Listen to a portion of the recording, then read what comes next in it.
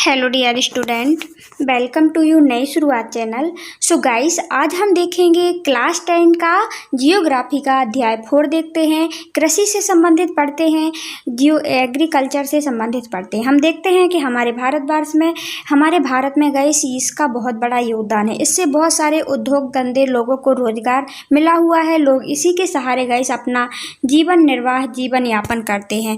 Guys कृषि करते हैं, उसमें खाने के लिए हो जाता है और ज़्यादा उत्पादन होता है तो वो बेच भी देते हैं।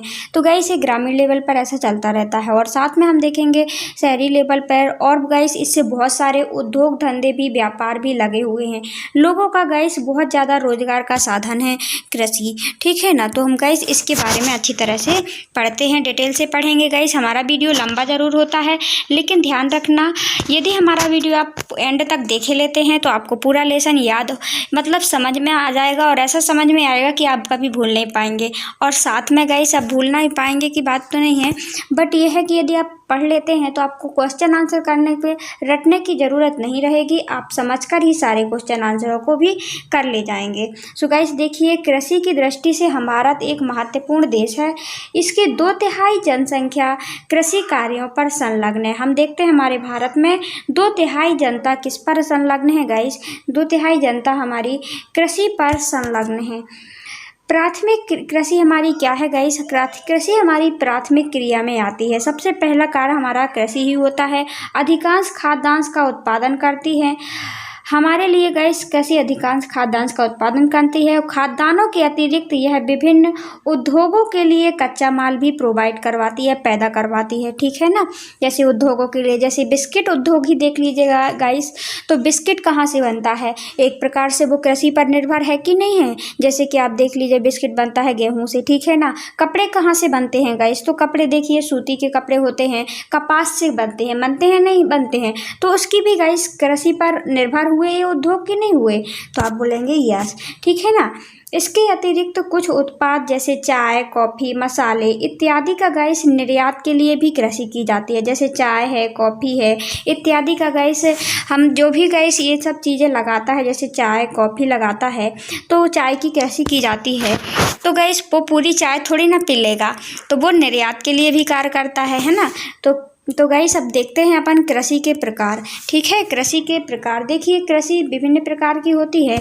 एक तो जीवन निर्वाह के आधार पर देखेंगे अपन। जीवन निर्वाह के आधार पर कृषि देखें तो कितने प्रकार की होती है गाइस, हम देखते हैं। देखिए जीवन निर्वाह मतलब कि हमारा उससे जीवन भी चलता रहता है, निर्वाह खर्चा चलता रहता है एक प्रकार का जीवन का। जैसे कि हम देखते हैं, हम अपनी कृषि करते हैं। जैसे हम एग्जाम्पल के लिए ले लीजिए गाइस, जैसे कोई भी इंसान कृषि करता है तो उससे गाइस वो कुछ उत्पादन करता है, वो घर का खर्चा भी अपने खाने के लिए भी हो जाता है। उससे वो पूरा तो खा नहीं लेता और साथ में कुछ बेच भी देता है और दूसरी वस्तुएं ले लेता है। जैसे गाइस आप एग्जांपल के लिए, कोई भी चाय की कृषि कर रहा है, चाय लगा रहा है अपने खेत में, अपने बागानों में, जो चाय गाइस वो पूरी नहीं पी लेगा, पूरी एक खेत की चाय नहीं पी लेगा, है ना, पत्तियों की। उसको निर्यात कर देगा तो दूसरी चीज़ें भी उसको मिल जाएंगी। तो ये होती है गाइस, इसके आधार पर कृषि को देखते हैं। हम देखते हैं गाइस, कृषि हमारे जीवन में आर्थिक क्रिया है। आर्थिक क्रिया है मतलब कि देखिए, इसे आर्थिक मतलब कि पैसे ऐसे से रिलेटिव, तो आर्थिक क्रिया भी हुई कि नहीं हुई ये कृषि, है ना। और पिछले हजारों वर्षों के दौरान भौतिक, पर्यावरण, औद्योगिक, प्रौद्योगिकी और सामाजिक सांस्कृतिक रीति रिवाजों के अनुसार खेती करने की विधियों में सार्थक परिवर्तन हुआ है। सो गाइस हम देखते हैं, पुरानी खेती से जैसे लोग करते थे उसमें गाइस बहुत सारे परिवर्तन देखे गए हैं। जैसे जीवन निर्वाह में खेती से लेकर वाणिज्यिक खेती तक कृषि के अनेक प्रकार हैं। वर्तमान समय में भारत के विभिन्न भागों में किस प्रकार के कृषि तंत्र अपनाए गए हैं उनको अपन पढ़ते हैं। सो गाइस देखिए, पहले खेती करने में मतलब जो लोग खेती करते थे उसकी गाइस एक प्रकार की जो कृषि करते थे तो उसकी प्रक्रिया में गाइस डिफरेंस होता था। पहले लोग हल चलाते थे, लेकिन अब हल नहीं, अब देखते हैं प्लाऊ वगैरह आ जाते हैं, ट्रैक्टर से खेती हो जाती है। पहले लोग बैलों के सहारे खेती करते थे तो गाइस उनको प्रॉब्लम होती थी। एक खेत गाइस जब वो एक दिन में जोत पाते थे, अब देखते हैं एक खेत को गाइस वो कितने, एक खेत या एक फील्ड को गाइस वो ओनली 1 घंटे में काम हो जाता है, 1 घंटे से भी कम लगता होगा इनके सहारे से, तो उनको प्रॉब्लम नहीं होती है। और भी चीज़ों में गाइस लागत कम लगती है ना। तो अब देखते हैं अपन इस आधार पर गाइस, पहले की खेती और अभी की खेती। देखिए प्रारंभिक जीवन निर्वाह के लिए किस प्रकार खेती की जाती है अपन ये देखेंगे। और गाइस अभी के जीवन निर्वाह मतलब गहन जीवन निर्वाह। देखिए प्रारंभिक जीवन निर्वाह में क्या होता था, जैसे एक फील्ड है आपका, ठीक है ना, एक खेत था गाइस एक इंसान का, ठीक है ना। अब इसके गाइस जैसे कि एक खेत था इसका, अब इनके होते हैं गाइस टू बच्चे, इसके टू इनके क्या हो जाते हैं, बच्चे हो जाते हैं।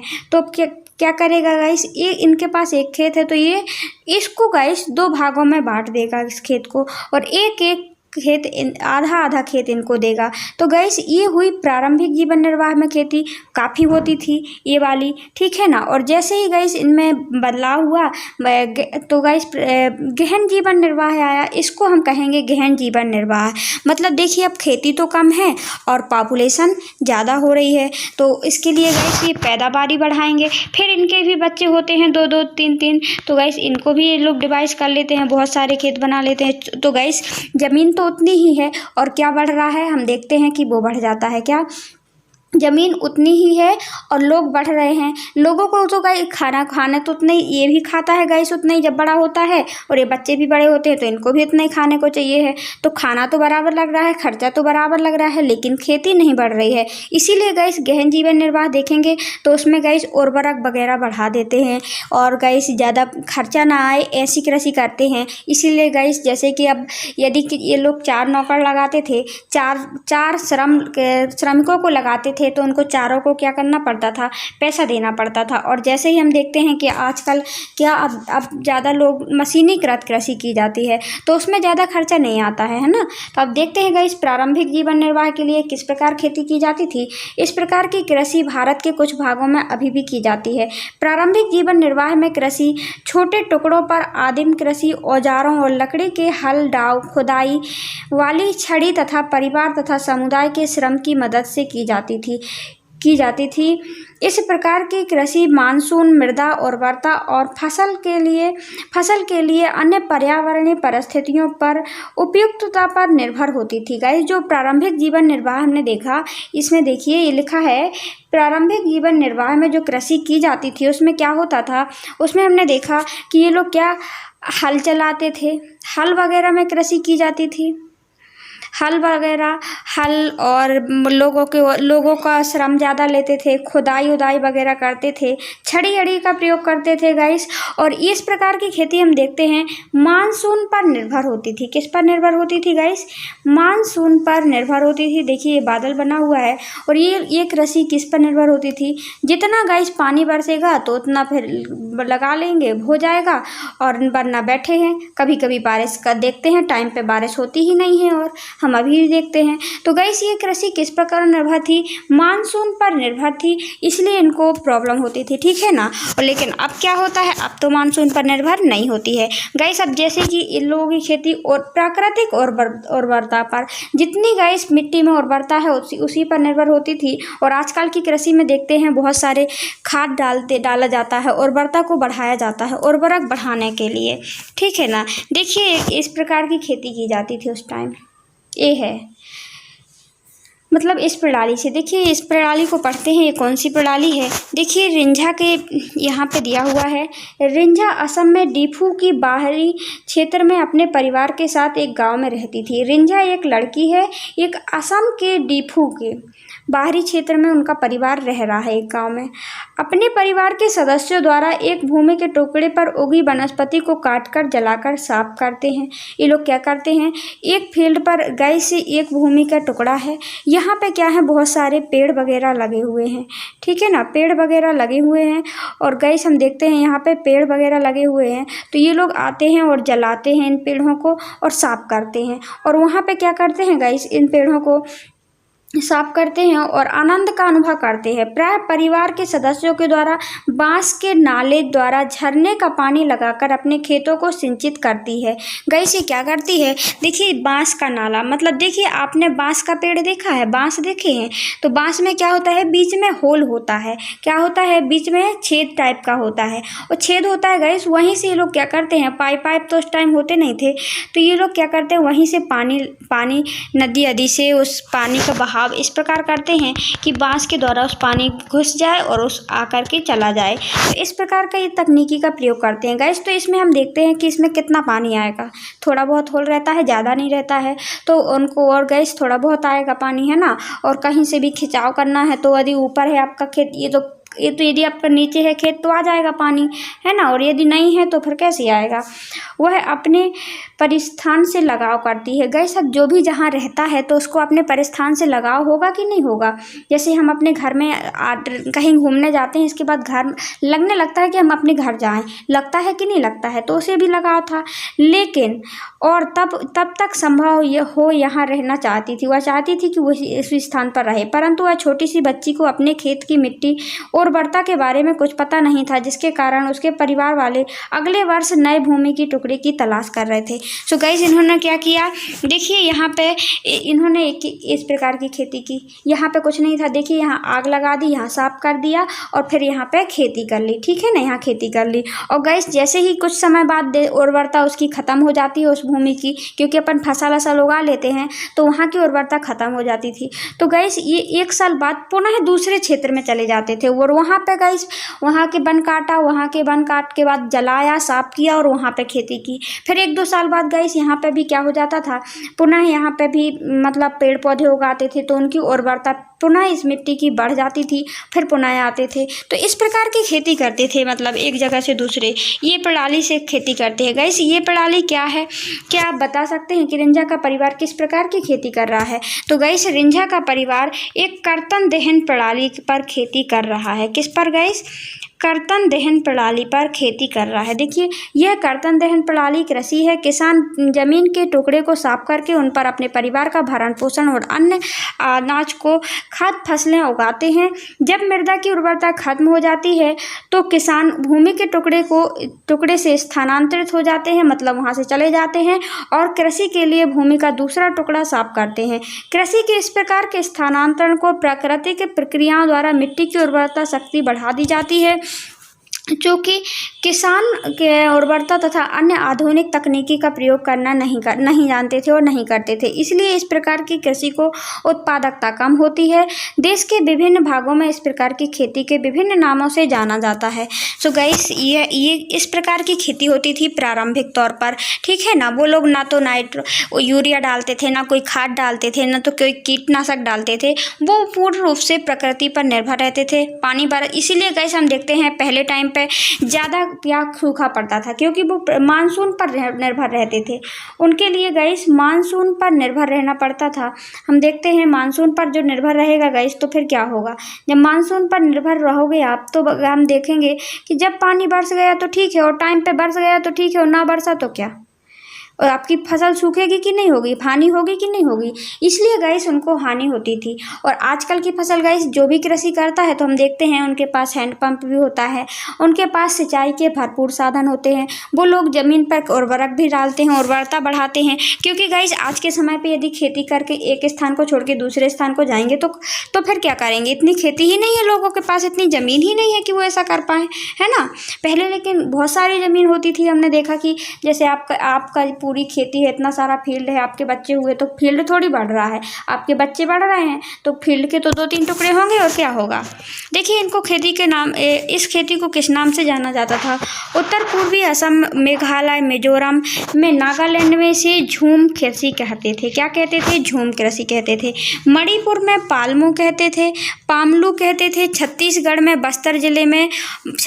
के बस्तर जिले और अंडमान निकोबार में इसे दीपक कृषि कहा जाता था। किसको गाइस, जो हमने कर्तन दहन प्रणाली को बताया था आपको कि मतलब कृषि को, भूमि को साफ करके एक टुकड़े को और उस पर खेती करना और उससे वहाँ से फिर बाद में उर्वरता खत्म होने पर भाग जाना और दूसरे जगह पर कृषि करना।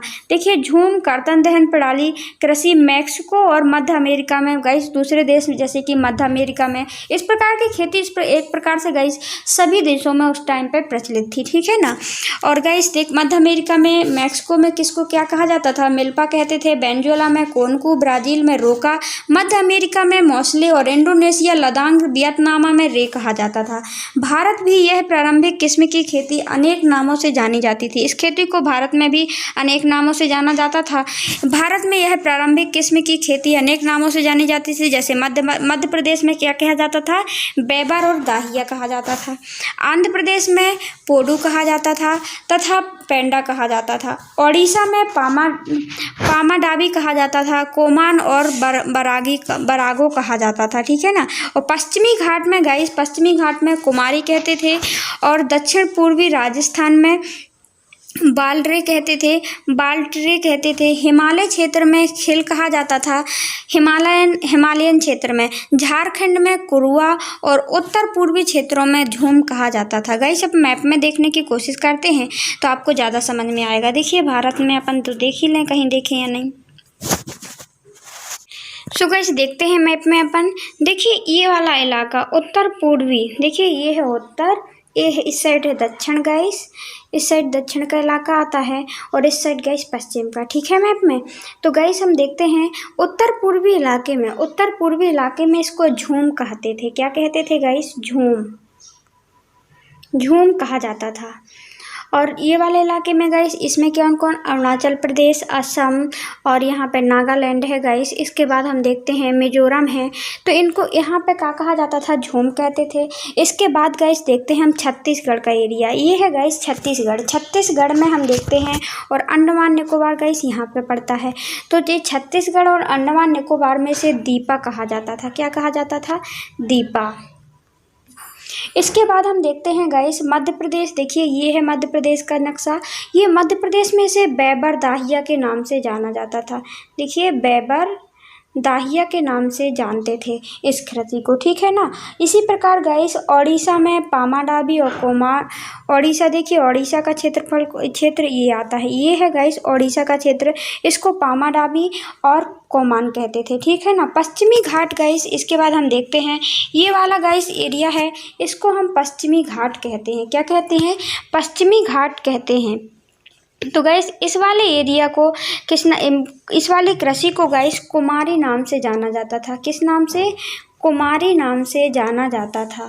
इसके बाद हम देखते हैं पूर्वी राजस्थान में बालेर के नाम से जानते हैं। झारखंड में गाइस इसको कुरुआ नाम से जानते थे। किस नाम से जानते थे? कुरुआ, ठीक है ना। देखिए झारखंड का इलाका देखिए ये है हमारा झारखंड में कुरुआ नाम से जाना जाता था इस प्रकार की कर्तन दहन प्रणाली को। आई होप गाइस आपको क्लियर हो गया होगा। यहाँ पे झूम कृषि के नाम से जाना जाता था, यहाँ बाल्टेर के नाम से जाना जाता है। यहाँ पे हमने देखा ओडिशा में पामाडाबी के नाम से जाना जाता है। इसी प्रकार देखते हैं गाइस दूसरे नक्शे में, मतलब कि वर्ल्ड में इसको किस नाम से जाना जाता था? वर्ल्ड मतलब कि और भी देशों में। सो गाइस देखिए ये है मैक्सिको। क्या है? उत्तर पूर्वी अमेरिका है गाइस। तो इसको यहाँ पे मैक्सिको में देखिए, मैक्सिको में मिल्पा नाम से जाना जाता था। इस प्रकार की कृषि को किस नाम से जाना जाता था? मिल्पा नाम से जाना जाता था। देखिए मैक्सिको और मिल्पा एक सा मिलता है कि नहीं मिलता है। इसके बाद हम देखते हैं गाइस वेनेजुएला कहाँ पड़ता है गाइस? वेनेजुएला हमारे दक्षिण अमेरिका के यहाँ पास पड़ता है, ठीक है ना। तो वेनेजुएला में इसको कोनकू नाम से जानते थे। कोनकू, देखिए कोनकू, ठीक है। इसके बाद हम देखते हैं गाइस, इसके बाद ब्राज़ील आता है। ब्राज़ील कहाँ आता है? तो ब्राज़ील भी गाइस हमारा दक्षिण अमेरिका का ये वाला यहाँ के हिस्से का आता है, ब्राज़ील होता है। और ब्राज़ील में किस नाम से जाना जाता है गाइस? रोका नाम से जाना जाता है, रोका, ठीक है ना, कर्तन दहन प्रणाली को। इसके बाद गाइस हम देखते हैं मध्य अफ्रीका कहाँ पे है? देखिए ये है मैप में हमारा अफ्रीका के मध्य में। यहाँ पे गाइस इसकी सीमा बहुत लंबी है। यहाँ पे तीनों रेखाएं गुजरती हैं, कर्क रेखा, मकर रेखा, कर्क और भूमध्य रेखा, ठीक है ना। यहाँ पे कर्क रेखा, यहाँ पे गाइस मकर रेखा और यहाँ पे भूमध्य रेखा, तीनों रेखाएं यहाँ से गुजरती हैं गाइस। यहाँ पे बहुत ज़्यादा तापमान होता है भूमध्य रेखा में। और यहाँ पे गाइस इस किस नाम से जाना जाता है इस प्रकार की कृषि को? तो इस प्रकार की कृषि को गाइस जो मध्य अफ्रीका है उसको मसोले के नाम से जाना जाता है, मसोले। ठीक है। इसके बाद हम देखते हैं गाइस इंडोनेशिया में लदांग, वियतनाम में रे नाम से जाना जाता है। सो गाइस इसके बाद अभी हमने देखा प्रारंभिक जीवन निर्वाह कृषि। अब देखते हैं गहन जीवन निर्वाह कृषि। गहन जीवन निर्वाह कृषि के बारे में थोड़ा बता दिया हमने। गहन जीवन निर्वाह कृषि में गाइस ज़्यादा भूमि नहीं होगी और कम भूमि होगी और पॉपुलेशन ज़्यादा होगी, मतलब जनसंख्या ज़्यादा है। और गाइस जैसे एक इंसान है, एक के 4 बेटे हुए, तो गाइस इतने सारे एक खेत का इतना सारा छोटा छोटा हिस्सा बट जाता है गाइस। तो इसमें बहुत ज़्यादा मतलब कि खेती नहीं बढ़ रही है, मतलब कि कृषि करने के लिए ज़मीन नहीं बढ़ेगी, लेकिन ये लोग उत्पादकता बढ़ाएंगे, खर्चा कम करेंगे गैस। इसमें गैस उर्वरक डालेंगे जिससे कि उत्पादकता बढ़े और ये लोग छोड़ के नहीं जाएंगे कृषि को। देखिए इस प्रकार की कृषि में क्षेत्रों में की जाती है, उन क्षेत्रों में की जाती है जहाँ पर जनसंख्या का दबाव अधिक होता है, मतलब जनसंख्या अधिक होती है तथा श्रम गहन खेती है। यह अधिक उत्पादन के लिए अधिक मात्रा में जैव रासायनिक और सिंचाई का प्रयोग करते हैं। ये लोग कैसे करते हैं गाइस, अब ये लोग छोड़ के नहीं जाते हैं, ये लोग अपनी उर्वरता बढ़ाने के लिए गाइस सिंचाई का प्रयोग करते हैं, रासायनिक निवेश करते हैं, जैव रासायनिक निवेश करते हैं, मतलब वहाँ पे उर्वरक वगैरह डाल देना, कीटनाशक डालना, जितनी भी खेती है उसकी गाइस। इसीलिए हम देखते हैं पुराने समय में लोगों की खेती तो ज़्यादा थी, फील्ड तो ज़्यादा था, लेकिन उपज क्या थी, फील्ड तो ज़्यादा था लेकिन उपज कम थी। लेकिन हम देखते हैं कि आजकल की जो खेती होती है, लोगों के पास ज़्यादा ज़मीन नहीं होती है, बट क्या करते हैं उसी ज़मीन पर वो ऐसा उपयोग करते हैं गैस से मशीनरीकृत खेती की जाती है और गैस उसमें कीटनाशक उर्वरक ज़्यादा से ज़्यादा उपज लेने की कोशिश करते हैं। भूस्वामित्व और विरासत के अधिकार के कारण पीढ़ी दर पीढ़ी छोटा होता जा रहा है। ये आलाभप्रद होता जा रहा है और किसान की वैकल्पिक रोजगार ना होने के कारण सीमित भूमि पर अधिकतम पैदावार लेने की कोशिश करते हैं, अतः कृषि भूमि पर अधिक दबाव पड़ रहा है। सो गाइस हमने क्या देखा यहाँ पर कि ज़मीन नहीं बढ़ रही है, बल्कि जनसंख्या बहुत ज़्यादा बढ़ रही है। तो ये लोग क्या कर रहे हैं, उनके पास कोई वैकल्प ही नहीं है कि हम कहाँ से अपना पेट पालन करें, कृषि करते हैं और उसी को गैस लेन देन में काम लेते हैं। तो गैस वैकल्पिक रोजगार ना होने के कारण कृषि पर दबाव ज़्यादा बढ़ रहा है, उस पर ज़्यादा पैदावारी करने के लिए सिंचाई रासायनिक उपयोगों का प्रयोग कर रहे हैं। सो गैस देखते हैं इसमें कि वाणिज्यिक खेती की, इनके खेती के प्रकार भी गैस, सभी के खेती के प्रकार। एक तो होते हैं गैस वाणिज्यिक कृषि। वाणिज्यिक कृषि मतलब व्यापार के लिए कृषि करना। अभी हमने देखा वो लोग जीवन निर्वाह के लिए कृषि कर रहे थे कि बस हमारा पेट पले, बस हम खाना खाने के लिए हमारे लिए उपज हो जाए और साथ में हमारा जो दैनिक खर्चा है उसका उपयोग हो जाए, इसके बाद हमें कोई लेना देना नहीं है। लेकिन गैस ये वाणिज्यिक कृषि क्या होती है, हम इसको बारे में देखते हैं। देखिए एक प्रकार की कृषि भूमि लक्षणिक आधुनिक निवेश जैसे कि पैदावार को देने वाले बीज, रासायनिक कीटनाशकों का प्रयोग करके उच्च पैदावार करना है। कृषि वाणिज्यीकरण में का स्तर विभिन्न देशों में अलग अलग है। उदाहरण के लिए हरियाणा पंजाब के चावल में वाणिज्यिक कृषि का एक फसल है, परंतु उड़ीसा में यह जीविका फसल है। मतलब कि कहने का मतलब यह है गाइस व्यापारिक खेती, और व्यापारिक खेती में क्या होता है, ये लोग अधिक से अधिक लाभ कमाना चाहते हैं, छोटी सी खेती में करके गाइस उसकी उपज बढ़ाना चाहते हैं, इसलिए ये लोग रासायनिक उर्वरकों का प्रयोग करते हैं, कीटनाशकों का प्रयोग करते हैं, जिससे कि वो अधिक से अधिक उपज कर पाएँ और बेच पाएँ। ठीक है ना, इनका कार्य व्यापार करना होता है। जिस प्रकार गाइस पंजाब हरियाणा में इसी को चावल की खेती को वाणिज्यिक खेती कहते हैं, वो लोग बेचने के लिए करते हैं, परंतु उड़ीसा के लिए जीवन निर्वाह खेती कहते हैं। क्यों कहते हैं, क्योंकि उड़ीसा के लोगों का काम क्या होता है कि ओनली हम क्या करें, इतनी हमें फसल पैदा, मतलब इतनी उपज पैदा हो जाए कि हमारा जीवन चलता रहे और इससे हमें ज़्यादा लेना देना नहीं है। इसी प्रकार गाइस रोपण कृषि, यह भी एक प्रकार की वाणिज्यिक खेती है। इसमें गाइस पौधा लगाया जाता है एक एक हाथ से, ठीक है ना, और गाइस बहुत बड़े क्षेत्र में गाइस एक ही प्रकार की खेती की जाती है जिससे कि वो बेच पाएँ। यह खेती को कौन लेके आया था गाइस, इस खेती को गाइस अंग्रेज लोग लेके आए थे। इसी प्रकार की खेती में लंबे चौड़े क्षेत्र में एकल फसल बोई जाती है, मतलब लंबे चौड़े खेत में केवल एक फसल बोई जाती है। और रोपण कृषि की उद्योग कृषि कृषि के बीच में एक अंतराप्रस्थ है। रोपण कृषि व्यापक क्षेत्र में की जाती है, अत्यधिक पूंजी और श्रमिकों की सहायता से की जाती है, जिससे कि प्राप्त सारा उत्पादन उद्योगों को कच्चा माल प्राप्त हो सके। जैसे भारत में चाय, रबड़ की खेती, केला इत्यादि महत्वपूर्ण रोपण फसलें हैं। असम में, उत्तर पश्चिम बंगाल में, कर्नाटक कॉफी मुख्य रोपण फसलों के उदाहरण है। गाइस, तो इस रोपण कृषि में हमने देखा इसका मतलब क्या होता है। रोपण कृषि का गाइस इसमें एक बहुत बड़े इलाके, एक बहुत बड़े फील्ड में गाइस एक ही प्रकार की फसल बोई जाती है। और गाइस इसमें क्या लगता है, इसमें श्रम की ज़्यादा ज़रूरत होती है, मजदूरों की ज़्यादा ज़रूरत होती है। तो इसीलिए अंग्रेज लोग क्या इस रोपण कृषि को भारत में करवा रहे थे। जैसे चाय का बागान लगवा रहे थे असम के इलाके में, तो गाइस उनको क्या, जिससे कि उनका उद्योग चल सके, है ना, उद्योग व्यापार। अब जैसे चाय का बागान लगा रहे हैं हम लोग, तो गाइस हमारा ये उद्देश्य इतना बस थोड़ी ना होगा कि मतलब कि हम पीने बस के लिए, एक इंसान इतनी सारी चाय थोड़ी ना पी सकता है। तो गाइस ये इस प्रकार की खेती, जैसे कि ये इतने सारे गाइस केले लगे हैं, तो क्या एक व्यक्ति को लगे हैं, क्या एक व्यक्ति खा लेगा इतने सारे केले? नहीं खाएगा गाइस। तो ये भी क्या है, रोपण कृषि के उदाहरण है। इससे गाइस बहुत सारे उद्योग निर्भर होते हैं, ठीक है ना। आई होप आपको क्लियर हो गया होगा। रोपण कृषि देखी, वाणिज्यिक कृषि देखी, ठीक है ना। और कौन सी कृषि देखी गाइस, और हमने रोपण कृषि, वाणिज्यिक कृषि, प्रारंभिक गहन निर्वाह, जीवन निर्वाह कृषि देखी, जो प्रारंभ में जीवन निर्वाह के लिए कृषि की जाती थी, और बाद में गहन जीवन निर्वाह कृषि देखी। देखिए, खरीफ की फसलें विभिन्न क्षेत्रों में मानसून आगमन पर बोई जाती हैं। सॉरी, ये वाले कहाँ पढ़ रहे हैं, देखिए ये है यहाँ से। चूँकि रोपण कृषि की उत्पादन और बिक्री के लिए होती है, किसके लिए गाइस होती है, उत्पादन के लिए होती है और ये बिक्री के लिए होती है। इसलिए इसके विकास में परिवहन और संचार साधन संबंधित उद्योग बाजार महत्वपूर्ण होते हैं। गाइस इस पर जो रोपण कृषि की जाती है ये मुख्य रूप से व्यापार के लिए होती है, उद्योगों के लिए होती है। तो गाइस किसी क्षेत्र में ले जाएंगे तो गाइस उसके लिए परिवहन की और संचार की आवश्यकता होती है। अब देखते हैं शस्य प्रारूप क्या होता है गाइस। शस्य प्रारूप, इसके बारे में पढ़ते हैं। आपने भारत के भौतिक विविधता और संस्कृतियों की बहुलता से अध्ययन किया है।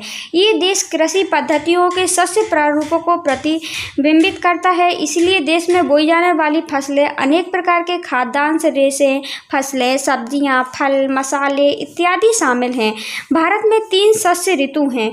ये कौन कौन सी हैं? रबी, खरीफ, जायद। तो गाइस इसमें क्या बताया गया कि हम देखते हैं भारत एक विविधता वाला देश है। यहाँ पे बहुत सारी संस्कृतियाँ, अलग अलग संस्कृति के लोग रहते हैं, अलग अलग लोग खाना खाते हैं गाइस, अलग अलग कपड़े पहनते हैं। जैसे पंजाब की अलग ड्रेस हमने देखी होगी, जो मतलब वो पगड़ी वगैरह बांध लेते हैं। राजस्थान का अलग हमने घाघरा चोली देखा है गाइस। इस प्रकार यहाँ पे अलग अलग वहाँ के जो त्योहार हैं वो भी मनाए जाते हैं। तो गाइस अलग अलग फसलें भी बोई जाती हैं। जैसे गाइस हम देखते हैं इसमें शस्य फसलें 3 प्रकार की होती हैं, रबी, खरीफ और जायद फसलों के बारे में हम देखते हैं। रबी की फसल क्या होती है गाइस, हम देखते हैं।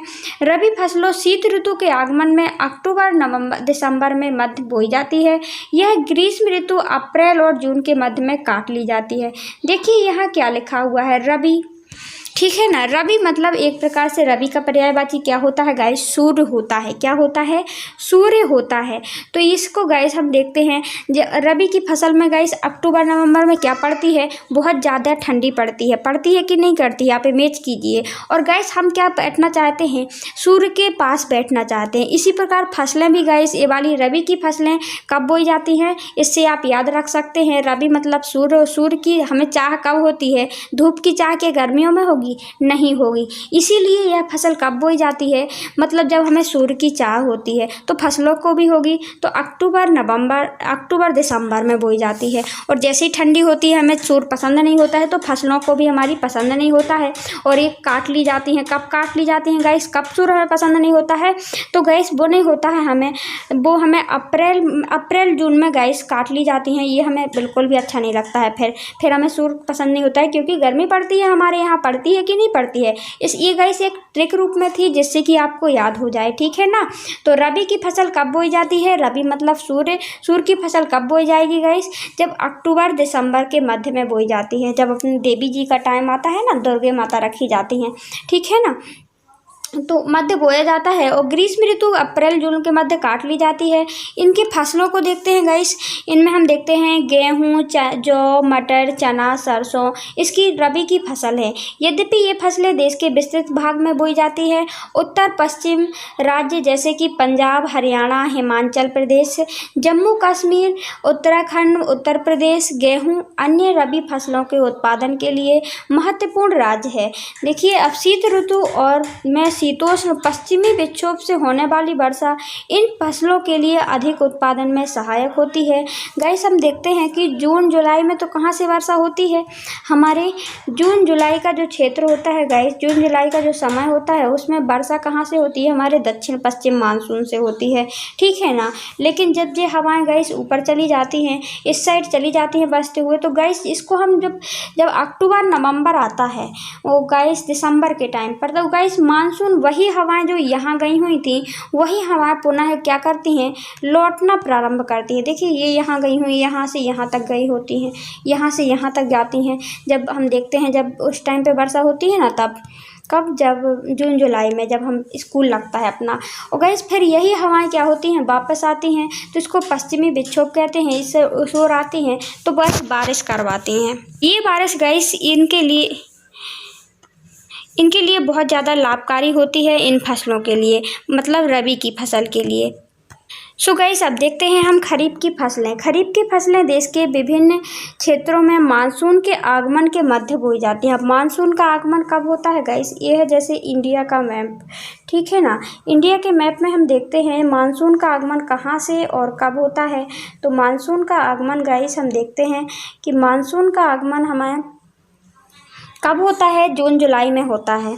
कब होता है, जून जुलाई के मध्य बोई जाती है खरीफ की फसल। अब गाइस, जब बारिश होती है, आप ध्यान कीजिए, उस टाइम पे जब अपना स्कूल लगता है, स्कूल कब लगता है, जून जुलाई में, आप इतना तो याद रख सकते हैं ना। तो जून जुलाई में गाइस जब स्कूल लगता है तो हम देखते हैं कि उसी टाइम पे गाइस जून जुलाई में स्कूल लगता है तो वो खराब मौसम होता है ना, हमको कीचड़ कीचड़ रहता है और उसी टाइम हमको स्कूल जाने को पड़ता है, तो हमें अजीब प्रकार का लगता है। वो खरीफ की फसल उसी टाइम बोल जाती है, खराब मौसम खरीफ की फसल, ठीक है, याद रख पाएंगे क्या आप।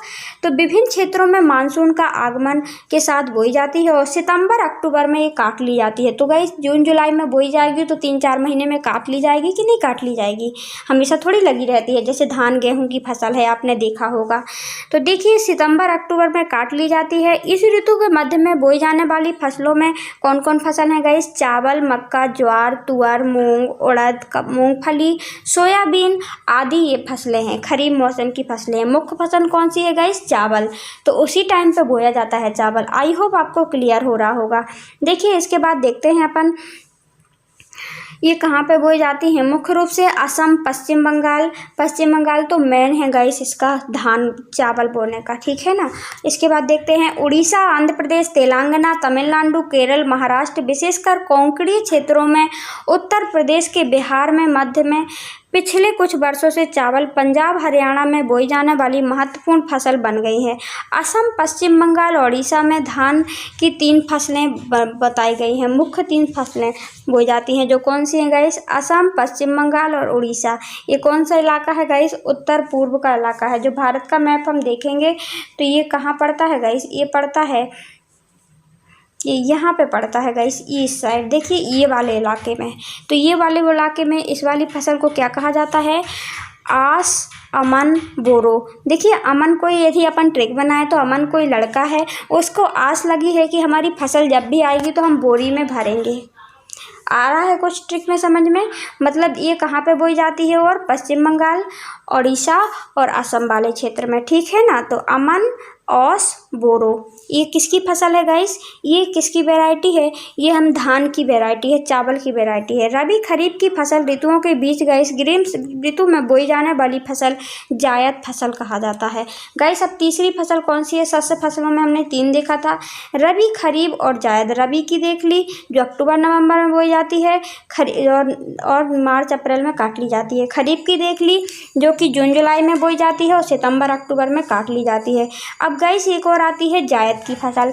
तो गाइस, अब इसके बाद कौन सा टाइम बचता है, आप ही देखिए, जायद मतलब एक्स्ट्रा वाला टाइम, और ए एक्स्ट्रा फसल। एक्स्ट्रा मतलब ज़्यादा टाइम और ज़्यादा फसल, गाइस जो ज़्यादा टाइम बचा हुआ है। तो देखते हैं रबी और खरीफ की फसल में तो ये वाला टाइम निकल जाता है, लेकिन गर्मी का मौसम आता है जब रबी की फसल और खरीफ की फसल नहीं बोई जाती है। तो गाइस जायद की फसल में कौन आ जाएगा गाइस?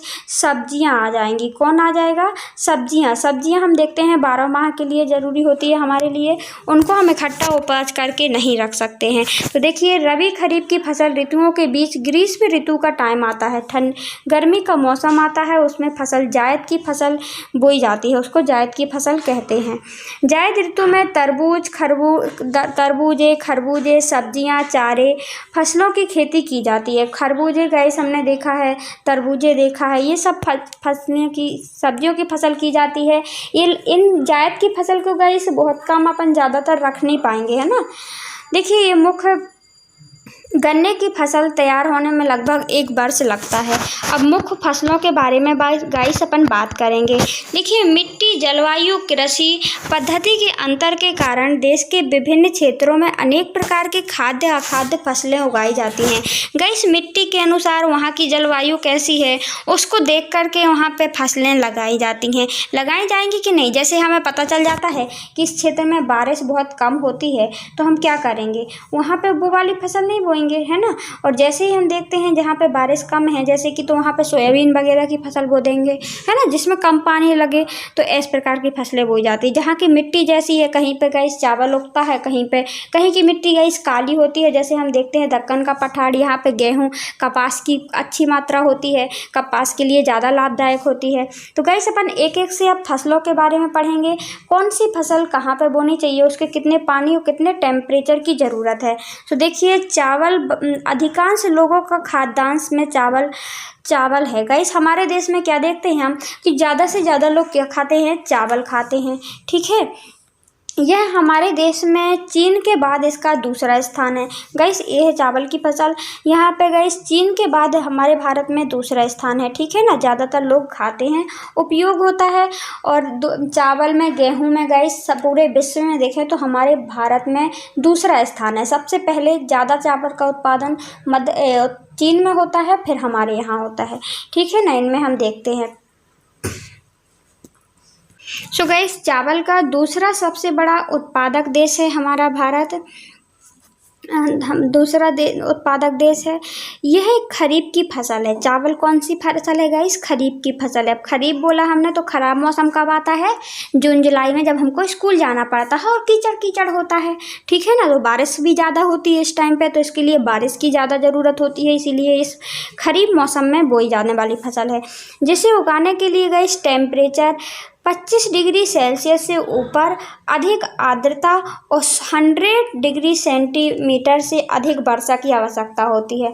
गाइस इसीलिए 100 डिग्री सेंटीमीटर की आवश्यकता होती है। इसीलिए हम देखते हैं चावल की उत्पादकता कब होती है गाइस, इनको गर्मियों में नहीं बोया जाता है। सबसे ज़्यादा जब बारिश होगी तभी बोया जाता है। तो हम देखते हैं हमारे देश में सबसे ज़्यादा बारिश कब होती है? दक्षिण पश्चिम मानसून से होती है, वो भी जून जुलाई के मध्य होती है। जून जुलाई अगस्त सितंबर में ये सब सर्वाधिक बारिश का टाइम होता है गाइस। ये है गाइस धान की फसल, देखिए ये है, तो सितंबर अक्टूबर में काटने लायक हो जाती है, ठीक है। चावल की फसल, चावल को उत्तर पूर्वी मैदानों में, तटीय क्षेत्रों में, डेल्टाई प्रदेशों में बोया जाता है, उगाया जाता है। नहरों का जाल और नलकूपों की सघनता के कारण इसे पंजाब और हरियाणा और पश्चिमी उत्तर प्रदेश, राजस्थान के कुछ कम वर्षा वाले क्षेत्रों में भी बो दिया जाता है, उगा लिया जाता है, क्योंकि हम देखते हैं वहाँ से नहर चली गई है। और गैस सबसे ज़्यादा मतलब प्राकृतिक रूप से डेल्टाई क्षेत्रों में, जहाँ पे गैस नदियाँ आकर के गिरती हैं, वहाँ पे उगा लिया जाता है। पंजाब में उगा लिया जाता है, क्योंकि पंजाब में क्यों उगा लिया जाता है? क्योंकि हम देखते हैं वहाँ पे 5 नदियों का शहर कहा जाता है पंजाब को। अब सो गाइस चावल उत्पादक के लिए आप देख सकते हैं हमने क्या बोला था, सबसे ज़्यादा चावल कहाँ उत्पादा जाता है। देखिए ये वाले इलाका, पश्चिम बंगाल का इलाका, इसके बाद हम देखते हैं उत्तर प्रदेश का इलाका, राजस्थान का, यहाँ से गाइस नहर निकलती है तो कुछ उगाया जाता है, क्योंकि यहाँ ज़्यादा बारिश नहीं होती है, इसलिए गाइस पंजाब और हरियाणा में गाइस हम देखते तो पंजाब हरियाणा के क्षेत्र में भी चावल को उत्पादन किया जाता है।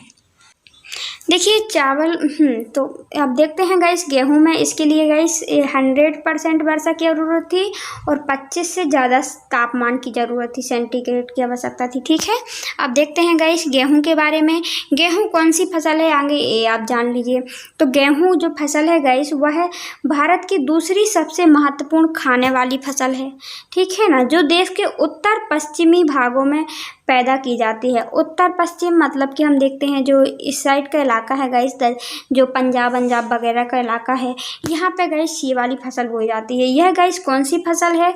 ये रबी की फसल है। कौन सी है? रबी की। और अभी जो धान हमने देखी थी, चावल देखा था, वो खरीफ की फसल थी। तो रबी की फसल गाइस ठंडी कब लगती है, हमें सूर्य कब पसंद होता है, आप उससे रिलेट कर सकते हैं। तो रबी की फसल कब बोई जाती है? तो बोई जाती है सितंबर अक्टूबर से थोड़ी थोड़ी ठंड स्टार्ट हो जाती है और मेन ठंड जनवरी में पड़ती है। इसके बाद कब काटी जाती है? तो अप्रैल जून में काट ली जाती है, क्योंकि जब हमें सूर्य भी पसंद नहीं होता, हमारी फसल को भी पसंद नहीं होता है, रबी की फसल को भी पसंद नहीं होता है। ठीक है ना, तो यही है गाइस गेहूं की फसल।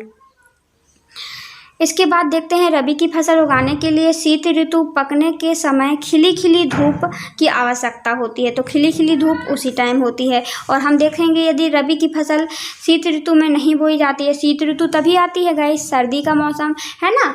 और गाइस हम देखते हैं खरीफ की फसल में तो इतनी धूप निकलती ही नहीं है। खरीफ की मौसम मतलब ख़राब मौसम, मतलब कि पानी यानी बरसता रहता है जब, है ना, तो नहीं निकलती है। इसे उगाने के लिए समान रूप से वितरण 50 से 75 सेंटीमीटर वार्षिक वर्षा की आवश्यकता होती है। तो अभी हमने उसके लिए धान की फसल के लिए 100 सेंटीमीटर की आवश्यकता होती थी। ठीक है ना, लेकिन इसके लिए गाइस 50 से 75 की आवश्यकता होती है।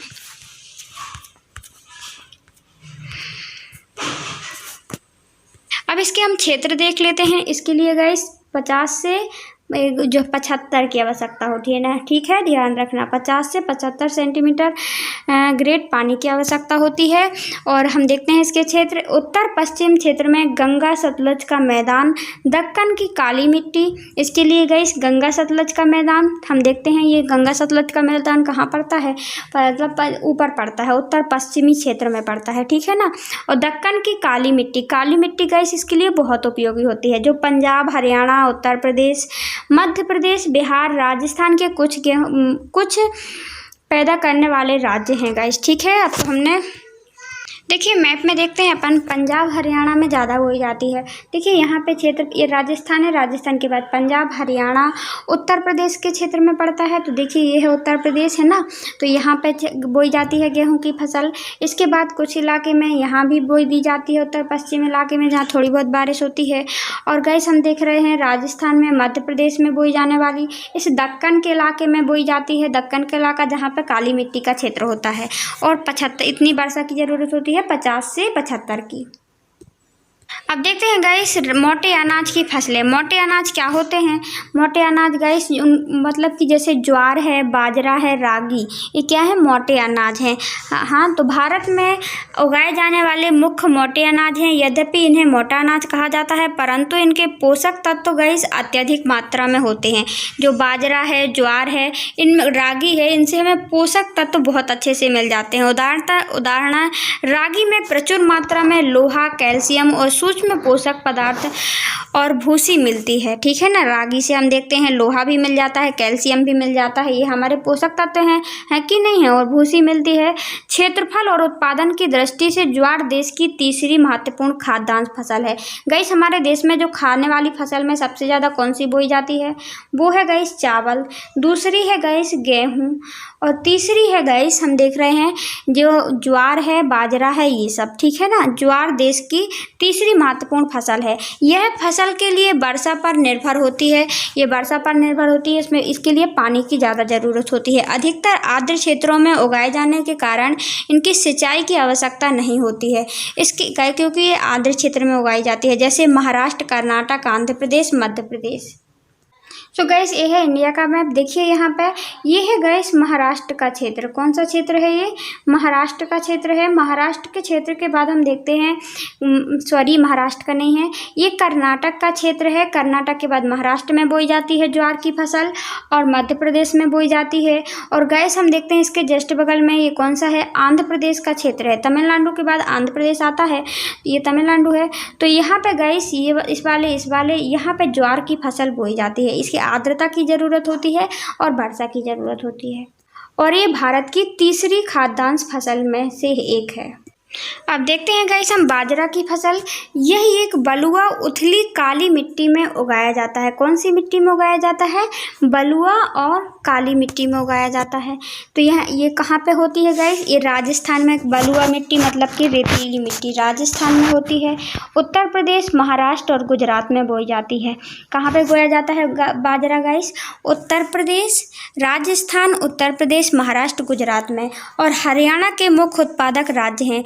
रागी शुष्क प्रदेशों में बोई जाती है। अब रागी कहाँ बोई जाती है? ये शुष्क प्रदेशों में बोई जाती है जहाँ पानी ज़्यादा नहीं होता है, जहाँ पे यह लाल काली बलुआ दोमट उथली काली मिट्टी में अच्छी तरह से उगाई जाती है। रागी प्रमुख उत्पादक राज्य कौन है?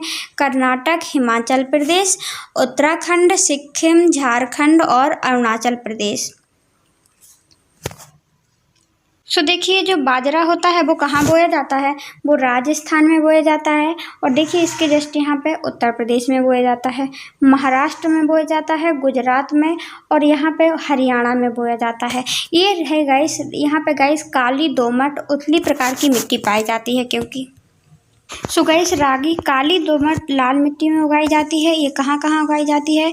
हमने देखा ये कर्नाटक में उगाई जाती है। कहाँ पे? ये है गाइस कर्नाटक वाला क्षेत्र। इसके बाद हम देखते हैं कर्नाटक के बाद हिमाचल प्रदेश में। हिमाचल कहाँ है गाइस? हिमाचल देखिए यहाँ पड़ता है, हिमाचल उत्तराखंड के ऊपर, ठीक है ना, ये हिमाचल का क्षेत्र पड़ता है। इसके बाद हम देखते हैं गाइस उत्तराखंड में उगाई जाती है, यहीं वाले क्षेत्र में उगाई जाती है। इसके बाद हम देखते हैं कहाँ पे गाइस? सिक्किम में उगाई जाती है। देखिए ये है सिक्किम वाला क्षेत्र, यहाँ पे उगाई जाती है। झारखंड, अरुणाचल प्रदेश, देखिए ये है अरुणाचल प्रदेश। और यहाँ पड़ता है गाइस हमारे एमपी के जस्ट बगल, यहाँ पे ये पड़ता है गाइस बिहार झारखंड के वाला क्षेत्र, ठीक है ना।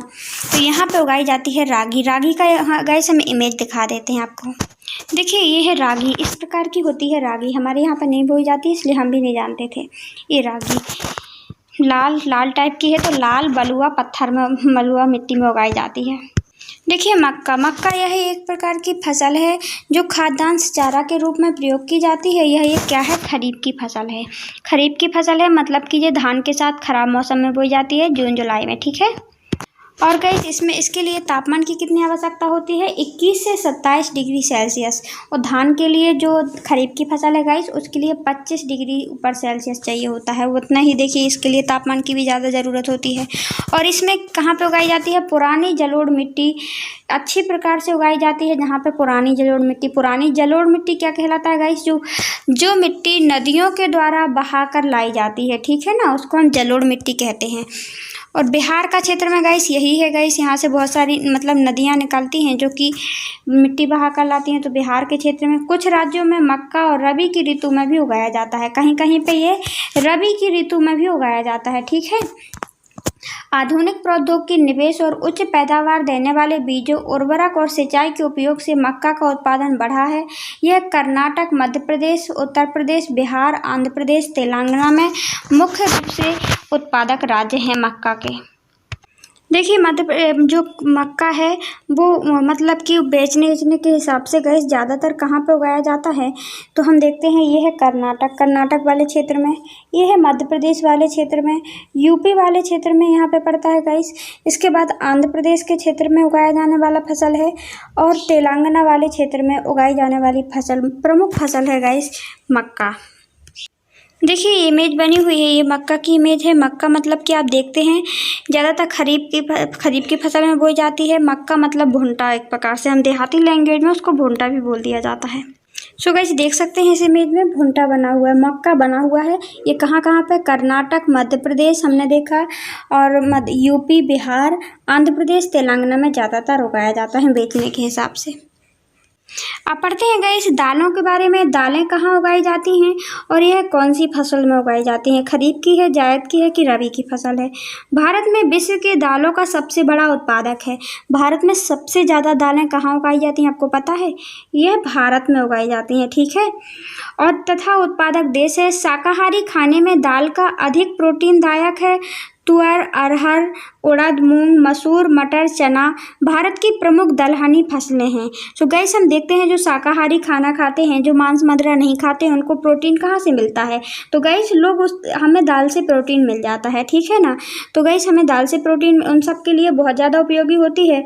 क्या आप बता सकते हैं इनमें से कौन सी दालें खरीफ की फसलों तथा कौन सी दालें रबी की फसल में उगाई जाती हैं? दालों को कम नमी की आवश्यकता होती है। नमी मतलब कहते हैं गाइस पानी आने की आवश्यकता, ठीक है ना। और इन्हें शुष्क परिस्थितियों में भी उगाया जाता है, मतलब जहाँ पे गाइस ज़्यादा बारिश नहीं होती है वहाँ पे भी उगाया जा सकता है। फलीदार फसल होने के नाते ये अरहर को छोड़कर अन्य सभी दालें वायु से नाइट्रोजन लेकर भूमि की उर्वरता को बनाए रखती हैं। गाइस दाल की फसल उगाना बहुत ज़्यादा ज़रूरी होता है। क्यों? हम देखते हैं कि ये दाल जो होती है ना, तो दाल वातावरण से नाइट्रोजन लेकर उसका फिक्सीकरण करती हैं, है ना। और भूमि की जहाँ पे दाल लगा दी जाएगी गाइस, तो वहाँ की भूमि की उर्वरता और बढ़ जाती है, घटती नहीं है गाइस। किसी फसल में हम देखते हैं जो बो दी जाती है तो उससे कुछ समय बाद उसकी उर्वरता भूमि की वहाँ की खत्म हो जाती है। इसीलिए स्थानांतरण खेती कर रहे थे पहले के लोग। लेकिन ये दाल एक ऐसी फसल है जिसमें उर्वरता बढ़ती है, क्योंकि नाइट्रोजन का ये लोग उपयोग करते हैं वातावरण से लेकर के। इनमें एक बैक्टीरिया पाया जाता है जो फलीदार होती हैं। और हमने क्या देखा गाइस, अतः इन फसलों में आमतौर पर फसलों के आवर्तन में बोया जाता है। भारत में मध्य प्रदेश में, राजस्थान में, महाराष्ट्र में, उत्तर प्रदेश, कर्नाटक दाल के प्रमुख उत्पादक राज्य हैं, ठीक है ना। दाल कहाँ ज़्यादा उगाई जाती है? सबसे ज़्यादा गाइस मध्य प्रदेश में उगाई जाती है। फिर आता है राजस्थान, महाराष्ट्र, उत्तर प्रदेश और कर्नाटक। सो गाइस इस वाले मैप में देखिए उस वाला आ नहीं पाता था पूरा, इसलिए हमने अलग से मैप ऐड किया है। देखिए कर्नाटक में सबसे ज़्यादा दाल उगाई जाती है, सबसे ज़्यादा दाल कहाँ पे उगाई जाती है? हमारे मध्य प्रदेश में। कहाँ पे गाइस? हमारा मध्य प्रदेश ए है। इसके बाद दाल कहाँ उगाई जाती है? दूसरा नंबर आता है राजस्थान का, तीसरा नंबर आता है महाराष्ट्र का। देखिए पहले यहाँ आए, फिर यहाँ आ गए, फिर यहाँ लौट के आए, फिर अपन चलते हैं यहाँ पर। उत्तर प्रदेश में दाल उगाई जाती है। फिर जो चौथा ये नंबर आता है गाइस कर्नाटक का। तो ये क्षेत्र है गाइस सर्वाधिक दाल उत्पादन करने के हमारे भारत में। और गाइस विश्व में सबसे ज़्यादा दाल कहाँ पे उगाई जाती है? हमारे भारत में ही उगाई जाती है। इनसे हमें प्रोटीन भी गाइस प्रचुर मात्रा में प्राप्त हो जाता है। इनके लिए गाइस हमने देखा 75 से 100 सेंटीग्रेड वार्षिक वर्षा की ज़रूरत होती है। कितनी? 75 से 100 सेंटीमीटर, ठीक है ना। और वर्षा वाली उष्ण आर्द्र जलवायु में बोई जाती है। कम वर्षा वाले प्रदेश में सिंचाई की आवश्यकता होती है। जहाँ गाइस वर्षा कम होती है वहाँ पे सिंचाई की आवश्यकता होती है गाइस, इसीलिए यह धान के मौसम में बोई जाती है। सर्वाधिक पानी वाले मौसम में बोई जाती है, क्योंकि हम देखते हैं सर्वाधिक पानी कब गिरता है हमारे देश में? दक्षिण पश्चिम मानसून के द्वारा जून जुलाई में गिरता है कि नहीं गिरता? कभी कभी बाढ़ आती है जब अपन स्कूल स्टार्ट करते हैं जाना। कम वर्षा वाले प्रदेशों में सिंचाई की आवश्यकता होती है। इसे अनेक मिट्टियों में उगाया जा सकता है। इसके लिए बुआई से लेकर कटाई तक शारीरिक श्रम की आवश्यकता होती है। ब्राज़ील के बाद भारत में गन्ने का दूसरा उत्पादक देश है गाइस। अब हम देखते हैं गन्ने के लिए, तो गन्ना सर्वाधिक कहाँ पे उगाया जाता है? ब्राज़ील में उगाया जाता है, ठीक है ना। ये गन्ने की फसल लगी हुई है देखिए। तो गाइस ये गन्ना सर्वाधिक कहाँ उगाया जाता है? ब्राज़ील में उगाया जाता है। दूसरे नंबर पे गाइस हमारा नाम आता है, मतलब हमारे भारत का नाम आता है, ठीक है ना। और गाइस इससे क्या बनाया जाता है? यह चीनी, गुड़, खंडाहारी और शीरा बनाने के लिए काम आता है। उत्तर प्रदेश के महाराष्ट्र, कर्नाटक, तमिलनाडु, तेलंगाना, बिहार, पंजाब और हरियाणा में गन्ना का सर्वाधिक उत्पादन किया जाता है। तो सर्वाधिक उत्पादन गन्ना का कहाँ किया जाता है गाइस? तो हमारे देश में उत्तर प्रदेश में। और पूरे विश्व की बात करें तो ब्राज़ील में, ठीक है। सो गाइस गन्ने का उत्पादन कहाँ किया जाता है सर्वाधिक? तो हमने देखा सर्वाधिक गन्ने का उत्पादन क्या ही किया जाता है कहाँ गाइस? उत्तर प्रदेश में। कहाँ पे? सर्वाधिक गन्ने का उत्पादन उत्तर प्रदेश में। दूसरा नंबर आता है गाइस महाराष्ट्र का, ठीक है ना। महाराष्ट्र के बाद तीसरा नंबर आता है कर्नाटक का गन्ने के उत्पादन में हमारे देश में।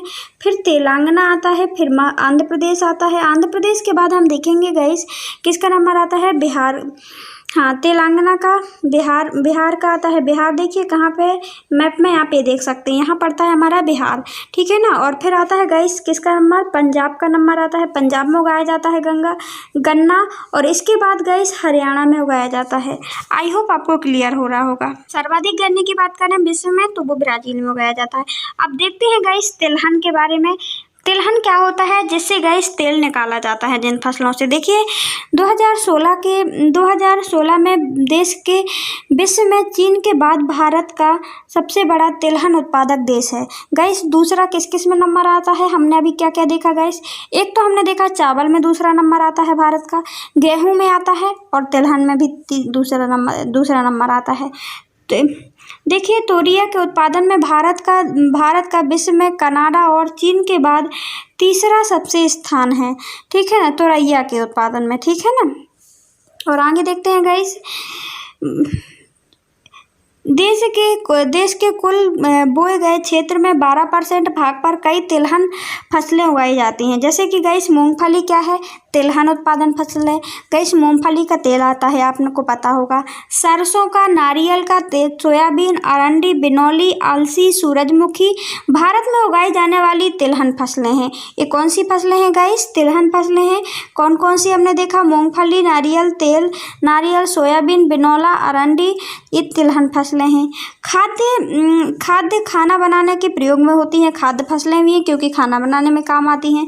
परंतु इनमें से कुछ बीजों को साबुन प्रसाधन श्रृंगार के सामान में भी, उपटन के उद्योगों में कच्चे माल के रूप में भी गाइस इनका प्रयोग किया जाता है।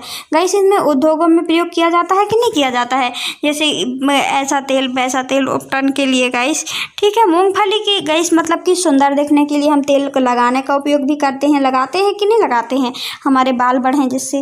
देखिए मूंगफली खरीफ की फसल है। किसकी फसल है गाइस मूंगफली, ये खरीफ के मौसम में बोई जाती है। और ये किस प्रकार बोई जाती है आपको पता है क्या, ये गाइस कैसे होती है, ये एक प्रकार से आलू की फसल आपने देखी है। आलू किस प्रकार जमीन के नीचे उगाया जाता है। मूंगफली भी, मूली भी गाइस, मूंगफली और मूली से आपको याद हो जाएगा। मूली कहाँ उगाई जाती है, जमीन के नीचे उगाई जाती है, उसके पेड़ पत्ते ऊपर होते हैं, ठीक है ना। इसी प्रकार गाइस मूंगफली होती है। तिलहन का के कुल गाइस, मूंगफली की जो फसल है यह कुल तिलहन के कुल आधा भाग इसी फसल का है गाइस। जो तिलहन की फसलें हैं उनका आधा भाग मूंगफली का है। देखिए यहाँ पे ये गाइस तिलहन फसलें हैं। देखिए ये मूंगफली इस प्रकार होती है, मतलब ज़मीन के अंदर मूंगफली होती है, उसके ऊपर गाइस पेड़ होता है, तनाना वगैरह पत्ती वगैरह ऊपर होती हैं, ठीक है ना। इसके बाद देखिए सूरजमुखी का, इस सूरजमुखी का गाइस कौन सी फसल है, ये गाइस सूरजमुखी का जो फूल दिख रहा है आपको, ये भी तिलहन फसलें हैं। इसके बाद गाइस यहाँ पे देखिए ये है गाइस सरसों का पेड़, मतलब इसके सरसों का तेल निकलता है, ठीक है,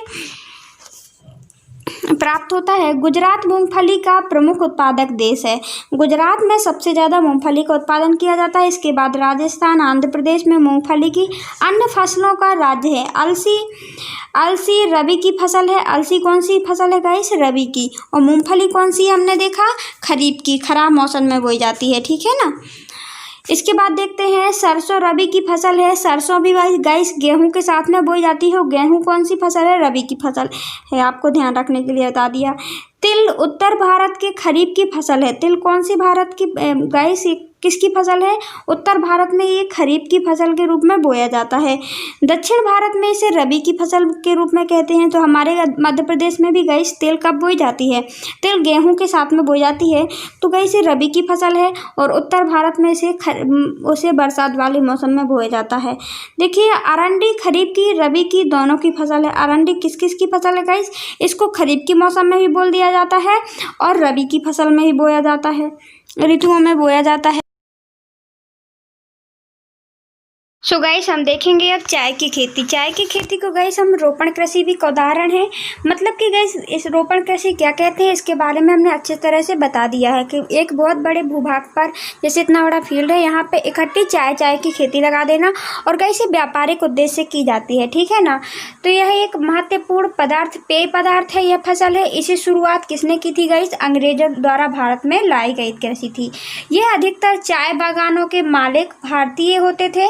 जहाँ पे गाइस जो खेती करवाता था वो भारतीय होते थे और जो ले जाता था उनको कौन लेता था? अंग्रेज लोग लेते थे, ठीक है ना। मालिक भारतीय होते थे और साथ में चाय का पौधा उष्ण उपोष्ण कटिबंधीय जलवायु, जहाँ की ह्यूमस जीवांश युक्त गहरी मिट्टी और सुगम जल निकास वाले ढलवा क्षेत्रों में भली भांति इसको उगाया जाता है। चाय की झाड़ियों को उगाने के लिए वर्ष भर कोष्ण नम और पाला रहित जलवायु की आवश्यकता होती है, जहाँ पे ज़्यादा ठंड भी ना पड़े, ठीक है ना। और वर्ष भर समान रूप से होने वाली वर्षा की बौछार वाली कोमल पत्तियों के विकास में सहायक होती हैं। वहाँ पे उगाई जाती है जहाँ पे वर्ष भर वर्षा होती है। चाय का एक श्रम सघन उद्योग है। यहाँ पे गाइस श्रम बहुत ज़्यादा लगता है, यहाँ पे बहुत ज़्यादा लोगों की आवश्यकता होती है और ये लोग इसमें गाइस ज़्यादा श्रम ये लोग नहीं दे सकते हैं। इसीलिए गाइस ये लोग क्या करते थे, इसके लिए प्रचुर मात्रा में सस्ता कुशल श्रम चाहिए होता है। इसकी ताजगी बनाए रखने के लिए चाय की पत्तियां बागान में ही संसाधित कर दी जाती हैं। चाय के मुख्य उत्पादक क्षेत्र कहाँ हैं गाइस? असम, पश्चिम बंगाल, दार्जिलिंग, जलपाईगुड़ी और जिलों के पहाड़ियों में, तमिलनाडु में, केरल में। इसके अलावा हिमाचल प्रदेश में, उत्तराखंड, हिमालय, आंध्र प्रदेश, त्रिपुरा राज्यों में चाय उगाई जाती है। इसीलिए गाइस इसमें हमने देखा कि बहुत ज़्यादा श्रम की ज़रूरत पड़ती है और सस्ते श्रम की ज़रूरत पड़ती है। इसीलिए अंग्रेजों ने क्या किया था, भारत उनका गुलाम था और वो इसी की खेती करवा रहे थे। इसके विरोध में गाइस आंदोलन भी हुए बाद में, बागानी आंदोलन है ना, जो कि हमने देखा था। चंपारण आंदोलन बिहार में किया गया था नील की खेती के लिए।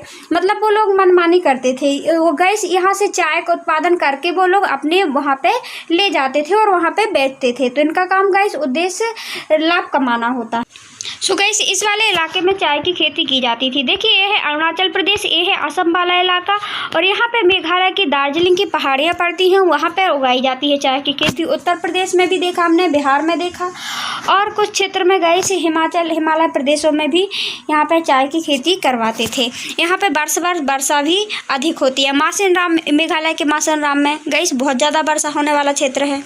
अब देखते हैं गाइस कॉफ़ी उत्पादन। कॉफ़ी क्या होता है? कॉफ़ी भी भारतीय अपनी गुणवत्ता के लिए विख्यात है। गाइस भारत में कॉफ़ी की गुणवत्ता विश्व भर में, भारत की कॉफ़ी की गुणवत्ता गाइस विश्व भर में विख्यात है। सब लोग जानते हैं भारत की कॉफ़ी के बारे में।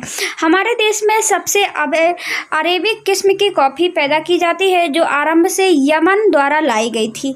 हमने देखा था जब भारत में बहुत ज़्यादा देशों से गाइस बहुत सी प्रजातियाँ क्या कर रही थी, हमारे यहाँ प्रस्थान भी कर रही हैं, आई हुई हैं। जैसे कि हमने देखा गाइस यमन लोग, भारत में आक्रमण हुआ था, यमनों का आक्रमण हिस्ट्री में हम पढ़ेंगे, ठीक है ना। इसी प्रकार अंग्रेज लोग यहाँ पे आकर के शासन किए। तो विभिन्न, जब कोई भी देश आता है गाइस, तो कहीं के लोग आते हैं तो अपनी कला वहाँ पे छोड़ के चले जाते हैं। फिर यहाँ पे यही गाइस कॉफ़ी उत्पादन यमन से लाई गई एक कला थी। इस किस्म की कॉफ़ी विश्व भर में अधिक मांग है जो हमारे यहाँ उगाई जाती है। कृषि की शुरुआत बाबा बुदन की पहाड़ियों से हुई है। जो कॉफ़ी की किस्म की शुरुआत कहाँ से हुई है? बाबा बुदन की पहाड़ी। ये कहाँ पड़ती है गाइस? कर्नाटक में। और आज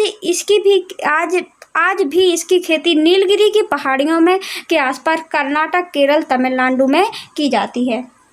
सो देखिए गाइस कॉफ़ी उत्पादन सबसे ज़्यादा कर्नाटक, बाबा बुदन की पहाड़ियों में और नीलगिरी की पहाड़ी यहीं पे पड़ती है। नीलगिरी की पहाड़ी कहाँ पड़ती है? देखिए यहाँ पे पड़ती है, मतलब कि कर्नाटक, तमिलनाडु और केरल वाले क्षेत्र में। सो गाइस अब देखेंगे बागानी फसलें क्या होती हैं। बागानी फसलें जो बागों में बोई जाती हैं, मतलब फल और सब्जियों के बारे में, जिनको अपन ज़्यादा दिन तक कलेक्ट करके नहीं रख सकते हैं, इनके बारे में देखते हैं। देखिए 2016 में भारत का विश्व में फलों और सब्जियों के उत्पादन में चीन के बाद दूसरा स्थान है। गाइस चीन ही हम देखते हैं बहुत चीज़ों में स्थान मार ले जाता है, वरना हमारा भारत भी कोई कम नहीं है, ठीक है ना। तो चीन के बाद हम देखते हैं दूसरा स्थान किसका आता है? भारत का फल और सब्जियों में। इसी प्रकार हमने देखा था चावल है, गेहूं है। तो चीन के बाद भारत का दूसरा, लेकिन दाल में प्रथम स्थान है, ठीक है ना। भारत के उष्ण शीतोष्ण कटिबंधीय दोनों प्रकार के फलों का उत्पादक होता है। भारतीय फलों में, जिनमें महाराष्ट्र, आंध्र प्रदेश, तेलंगाना, उत्तर प्रदेश, पश्चिम बंगाल, आम, नागपुर और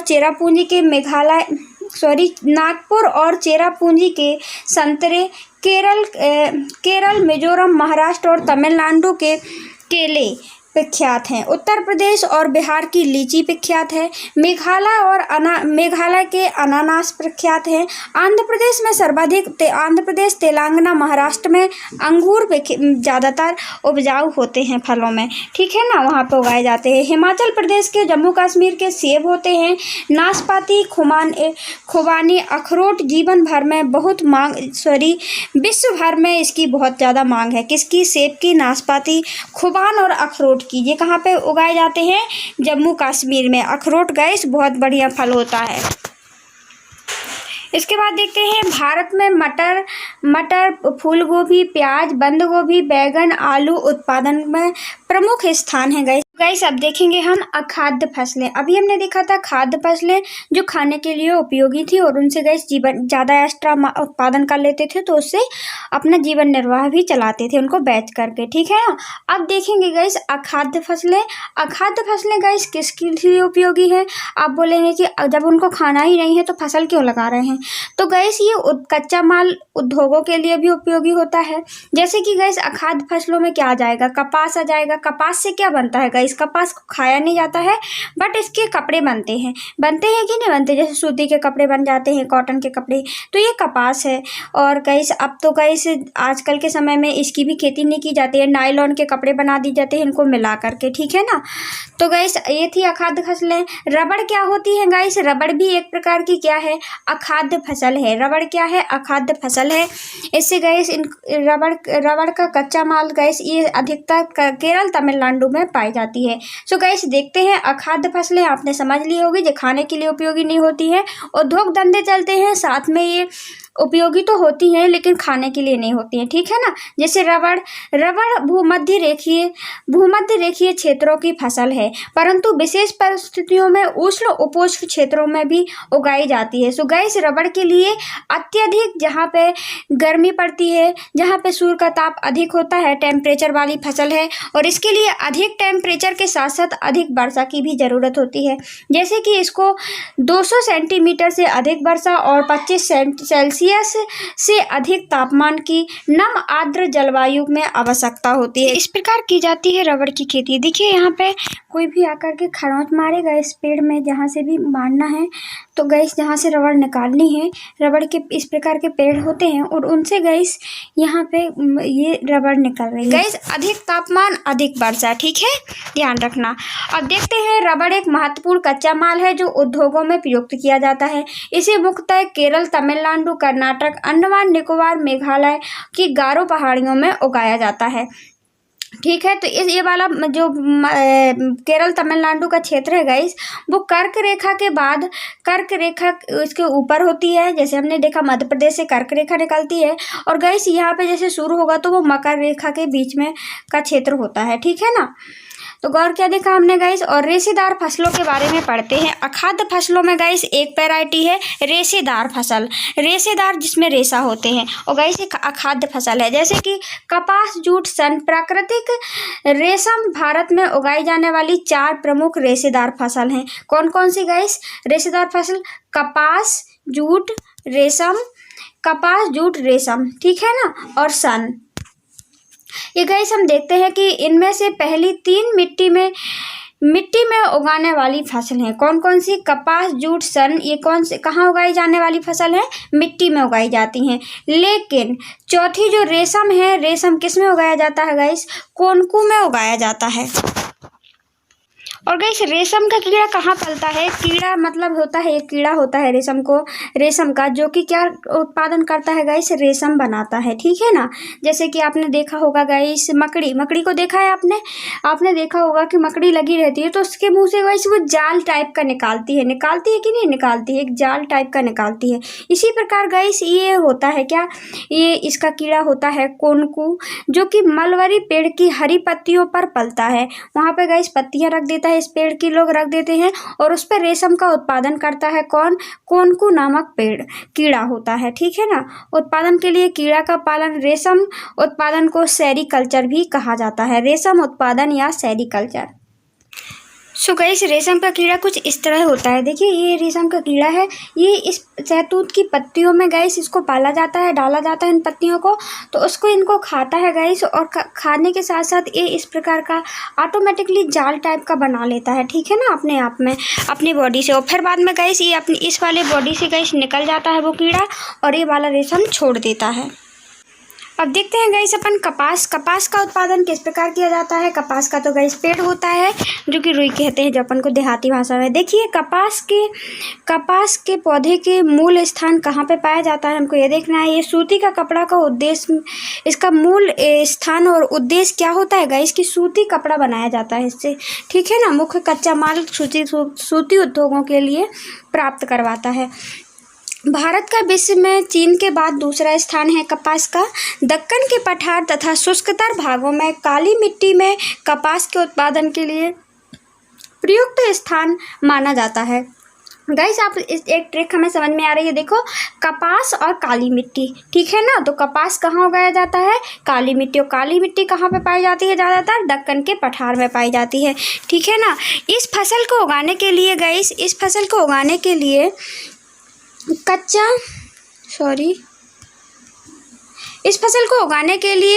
उच्च तापमान और हल्की वर्षा की ज़रूरत होती है, जहाँ पर तापमान गाइस ज़्यादा होना चाहिए और वर्षा ज़्यादा नहीं होना चाहिए। सिंचाई या 210 पाला रहित दिन भर धूप खिली होने की आवश्यकता होती है। यह गाइस खरीफ की फसल है, यह खरीफ की फसल में उगाया जाता है, ठीक है। ये है गाइस ये है हमारा कपास। देखिए ये है कपास के पेड़ है, ये बीच बीच में जो लगा हुआ है यही कपास होता है। इसे पककर तैयार होने में 6 से 8 महीने लग जाते हैं। जैसे हमने धान गेहूं में देखा था 3-4 महीने लगते हैं, लेकिन इसको टाइम कितना लगता है? 6 से 8 महीने लग जाता है। ये कहाँ पे गाइस उगाया जाता है? ये इसका प्रमुख स्थान है महाराष्ट्र, फिर बाद में गुजरात दूसरे नंबर में, फिर मध्य प्रदेश में उत्पादन किया जाता है, कर्नाटक, आंध्र प्रदेश, तेलंगाना, तमिलनाडु, पंजाब, हरियाणा, उत्तर प्रदेश में कपास का उत्पादन का प्रमुख स्थान है। सो गाइस सर्वाधिक कपास का उत्पादन कहाँ किया जाता है? महाराष्ट्र में, फिर बाद में हम देखेंगे गुजरात में, मध्य प्रदेश में, इस प्रकार गाइस उत्तर प्रदेश में, कर्नाटक में इत्यादि स्थानों पर किया जाता है। स्थान कौन सा है जहाँ पे सर्वाधिक कपास का उत्पादन किया जाता है? वो है महाराष्ट्र। सो गाइस अब देखते हैं जूट की खेती। अब जूट की खेती कहाँ की जाती है? जूट क्या है गाइस? ये भी एक रेशे वाली फसल है, मतलब इसमें रेशा पाया जाता है, इससे कपड़े वगैरह बनते हैं, ठीक है ना। जूट को सुनहरा रेशा भी कहा जाता है। क्या कहा जाता है गाइस? सुनहरा रेशा कहा जाता है, क्योंकि ये पीला कलर का होता है गाइस, थोड़ी थोड़ी पीला सा, सुनहरा रेशा कहा जाता है। जूट की फसल के मैदानों में जल निकास वाली उर्वरक मिट्टी की उगाई जाती है। कहाँ पर उगाया जाता है? जहाँ पे जल निकल जाए, जल भरा ना रहे, जल निकास वाली उर्वरक मिट्टी में उगाया जाता है। जहां वर्ष भर बाढ़ आई, नई मिट्टी हर वर्ष गाइस जहाँ पे बाढ़ आती है और नई मिट्टी जमा होती है। तो गाइस जो बाढ़ आती है, हम देखते हैं जो नदियाँ होती हैं वहाँ से पानी बहा करके लेके आती हैं, तो पानी के साथ साथ में वो मिट्टी भी बहा लाती हैं। तो वहाँ की मिट्टी कैसी होती है गाइस? उर्वरक वाली होती है, क्योंकि वो बहा करके ऊपर वाली मिट्टी होती है। हम देखते हैं कि जो उर्वरक होते हैं वो ऊपर वाली मिट्टी में ज़्यादातर पाए होते हैं। तो सभी जगह की उर्वरक वाली मिट्टी में यह उपयोगी होती है। और यहाँ पे इसके बढ़ने के समय में उच्च तापमान की आवश्यकता होती है। जब गैस इसका बढ़ने का टाइम आता है तो उस टाइम उच्च तापमान की ज़रूरत होती है, मतलब कि वहाँ पे ज़्यादा गर्मी पड़ना चाहिए। सो गैस हम देखते हैं कि जहाँ पे ज़्यादातर नदियों का पानी कहाँ पे बहा कर लाया जाता है, और गैस नदियाँ भी आकर के वहीं से होते हुए गुजरती हैं और बंगाल की खाड़ी में गिरती हैं। तो गैस वो एरिया है पश्चिम बंगाल। तो गैस सर्वाधिक उत्पादन कहाँ किया जाता है जूट का? पश्चिम बंगाल में, बिहार में, असम में, मतलब उत्तर पूर्वी क्षेत्रों में। ओडिशा मेघालय जूट उत्पादक राज्य है। इसका प्रयोग गैस बीरिया, चटाई, रस्सी बनाने में और तंतु से धागे बनाने में, गलीचे, दूसरी दस्तकारी वस्तुओं में प्रयोग किया जाता है। ठीक है ना। इसकी उच्च लागत के कारण इसको कृत्रिम रेशा और पैकिंग सामग्री, विशेषकर नायलॉन का कीमत कम होने के कारण बाजार में इसकी मांग कम हो रही है। गैस हम देखते हैं कि इसका उपयोग कहाँ पे किया जाता है। ये गैस बोरियां बनाने के लिए, चटाई बनाने के लिए, तंतु से धागे आगे बनाने के लिए किया जाता है। और इसकी मात्रा में गैस हम देखते हैं जो हम आजकल की जो नायलॉन चल रहा है, कौन सा चल रहा है, इसकी नायलॉन चल रहा है इसकी, क्योंकि उसकी कीमत कम है और उससे भी बोरियां बन जाती हैं, इससे भी बन जाती हैं। ठीक है ना। सो गाइस, ये रहा हमारा पश्चिम बंगाल वाला इलाका। देखिए ये वाला इलाका, यहाँ पे बिहार भी पड़ता है, यहाँ असम पड़ता है। इस इलाके पर ज़्यादातर इसकी खेती की जाती है, जूट वाली की खेती, क्योंकि हम देखते हैं जहाँ पानी भरा रहता है। और गैस जूट का काय में उपयोग किया जाता है, हमने ये बता दिया है, उद्योगों के लिए। सो गाइस, अब हम देखेंगे प्रौद्योगिकी और संस्थागत सुधार। इसके लिए क्या प्रौद्योगिकी लाई गई है, इसमें क्या संस्थागत सुधार किए गए हैं सरकार के द्वारा, हम उनके बारे में पढ़ते हैं। देखिए, जैसा कि आपको पहले से बताया गया है कि भारत में कृषि हजारों वर्षों से की जा रही है। हम देख रहे हैं कि कृषि प्राचीन समय से ही की जाती है, बहुत पुराने समय से। परंतु प्रौद्योगिकी और संस्थागत परिवर्तनों के अभाव से लगातार भूमि संसाधनों के प्रयोग में कृषि का विकास अवरुद्ध होता जा रहा है। हम देखते हैं कि इसमें प्रौद्योगिकी और संस्थागत सुधार नहीं किए जा रहे हैं। इनके अभाव के कारण जो भूमि संसाधन का प्रयोग से कृषि का विकास क्या हुआ है, रुक गया है। इसकी गति मंद होती जा रही है। हम देख रहे हैं इस पर कोई ज़्यादातर फोकस नहीं किया जाता है। सिंचाई के साधनों का विकास होने के उपरांत भी देश के एक बहुत बड़े भाग में अभी भी किसान खेतीबाड़ी के लिए मानसून और भूमि की उर्वरता पर निर्भर रहते हैं। इसके कारण एक तो कृषि में गैस उपज नहीं बढ़ती है, क्योंकि बहुत से लोग क्या करते हैं, अधिकतर मानसून पर निर्भर रहते हैं कि बारिश होगी तो ही हम पानी मिलेगा, और जब पानी मिलेगा गैस तो तब तक तो क्या होगा, खेती बाड़ी तो सूख जाएगी कि नहीं होगी, उसे टाइम पे पानी नहीं मिल पाएगा तो वो कैसे हो पाएगी। तो गैस इसके लिए और हमने क्या देखा, उर्वरता बढ़ाने के लिए गैस प्राकृतिक उर्वरता, जैसे कि गैस 1-2 साल बाद उर्वरता ऑटोमेटिकली बढ़ जाएगी, प्राकृतिक रूप से नहीं बढ़ेगी। तो गैस उपज हो जितनी तो उतनी ले लेते हैं, और नहीं होती तो नहीं हो लेते हैं। तो इसके लिए गैस सुधार की आवश्यकता है। 60%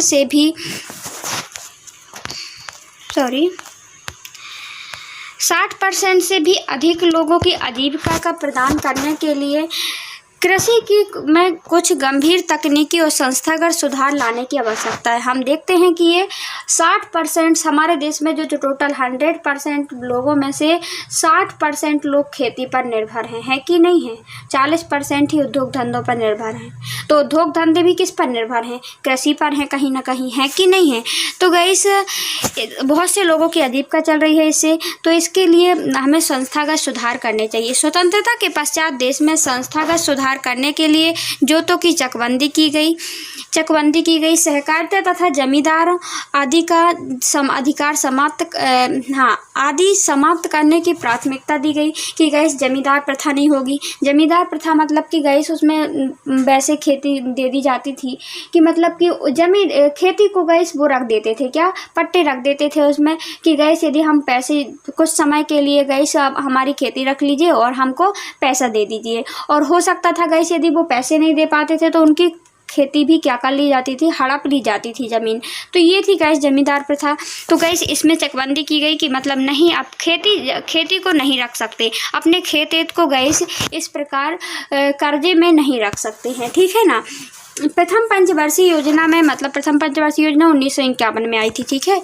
भूमि सुधार मुख्य लक्ष्य रखा गया। भूमि पर पुश्तैनी अधिकार के कारण यह टुकड़ों पर बढ़ती जा रही है, जिसकी चकबंदी करना अनिवार्य था।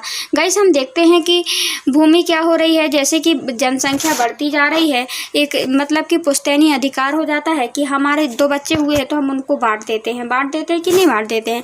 तो इसके हम देख रहे हैं इसका जोतों का आकार छोटा होता जा रहा है, खेत छोटे छोटे होते जा रहे हैं। भूमि सुधार कानून तो बने परंतु इसके लागू करने में ढील की गई। हम देखते हैं हमारे भारत में भूमि के सुधार के लिए कानून तो बनाए गए हैं, लेकिन इसमें लागू नहीं हो पाए हैं। 1960-1970 के दशक में भारत सरकार ने कई इस प्रकार के भूमि सुधारों की शुरुआत की थी, लेकिन पैकेज टेक्नोलॉजी पर आधारित हरित क्रांति और श्वेत क्रांति जैसी कृषि सुधार के लिए कुछ रणनीतियां आरंभ की गई थी। हमने देखा गाइस कि जैसे कि कृषि के सुधार के लिए भारत सरकार ने क्या किया, एक तो पैकेज टेक्नोलॉजी लाई। पैकेज टेक्नोलॉजी क्या कहलाती है, आपको इसके बारे में बता दें हम।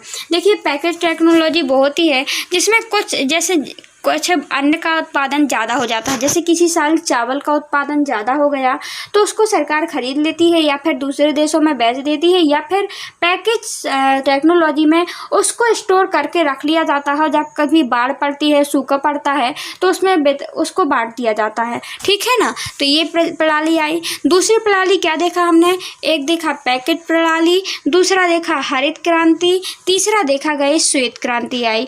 तो हरित क्रांति में क्या किया गया था, हरित क्रांति में हम देखते हैं हरित क्रांति में गेहूं का उत्पादन बढ़ा था, उसकी उर्वरता बढ़ाई जा रही थी। उसमें गाइस से रसायनों का प्रयोग करके, जैसे अब खेत हम देखते हैं खेत तो ज़्यादा बढ़ते नहीं हैं, फील्ड तो गाइस बढ़ते नहीं हैं, बच्चे होते हैं तो उनके 2 टुकड़े कर दिए जाते हैं। तो अब इतनी सी उनके लिए खेती होती है तो क्या उसके लिए इतने सारे टुकड़े होंगे, तो कैसे पहले जैसे यदि टेक्नोलॉजी नहीं लाती है तो वो लोग, उनकी एक समय तो ऐसा आएगा कि उनके लिए खाने के लिए भी खेती नहीं हो पाएगी ना। तो हरित क्रांति लाई गई। हरित क्रांति के तहत उर्वरकों का प्रयोग किया जाता था, जिससे कि गैस उपज ज़्यादा हो गई। उपज पहले की अपेक्षा उपज ज़्यादा होती है। अब देखते हैं हम एक लाई गई श्वेत क्रांति। श्वेत क्रांति में क्या किया गया, श्वेत क्रांति में हमने देखा कि वहाँ पे श्वेत क्रांति में दुग्ध उत्पादन किया गया, मतलब कि दुग्ध उत्पादन को ज़्यादा ऑपरेशन फ्लड आया 1970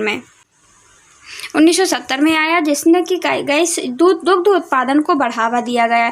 जैसे कि कृषि सुधार के लिए रणनीतियां आरंभ की गई थी, परंतु इसके कारण विकास के कुछ क्षेत्र तक ही सीमित रह गया और इसलिए 1980 और 1990 के दशक में व्यापक भूमि विकास कार्यक्रम शुरू किया गया। संस्थागत तकनीकी सुधारों पर आधारित था। इस दिशा में उठाए गए महत्वपूर्ण कदम जैसे कि सूखा और चक्रवात, बाढ़, बीमारी, फसल बीमा के प्रावधानों और किसानों को कम दर पर ऋण सुविधाएं उपलब्ध कराने की, ग्रामीण बैंक, सरकार, सहकारी समितियां, बैंकों की स्थापना की गई, स्थापना सम्मिलित हुए। किसान के लिए लाभ के लिए गैस भारत सरकार ने किसान क्रेडिट कार्ड, व्यक्तिगत दुर्घटना बीमा योजना भी लागू की गई, जिससे कि कृषि को बढ़ावा मिल सके, क्योंकि हम देखते हैं कि कृषि के कारण ही बहुत सारे उद्योग धंधे चल रहे हैं, उसी पर लोग निर्भर हैं। देखिए PAIS की शुरुआत की गई। इसके अलावा आकाशवाणी, दूरदर्शन, किसानों के लिए मौसम जानकारी बुलेटिन और कृषि कार्यक्रम प्रसारित किए जाते हैं। हम देखते हैं अभी भी किसान के लिए क्या सुविधाएं की गई हैं।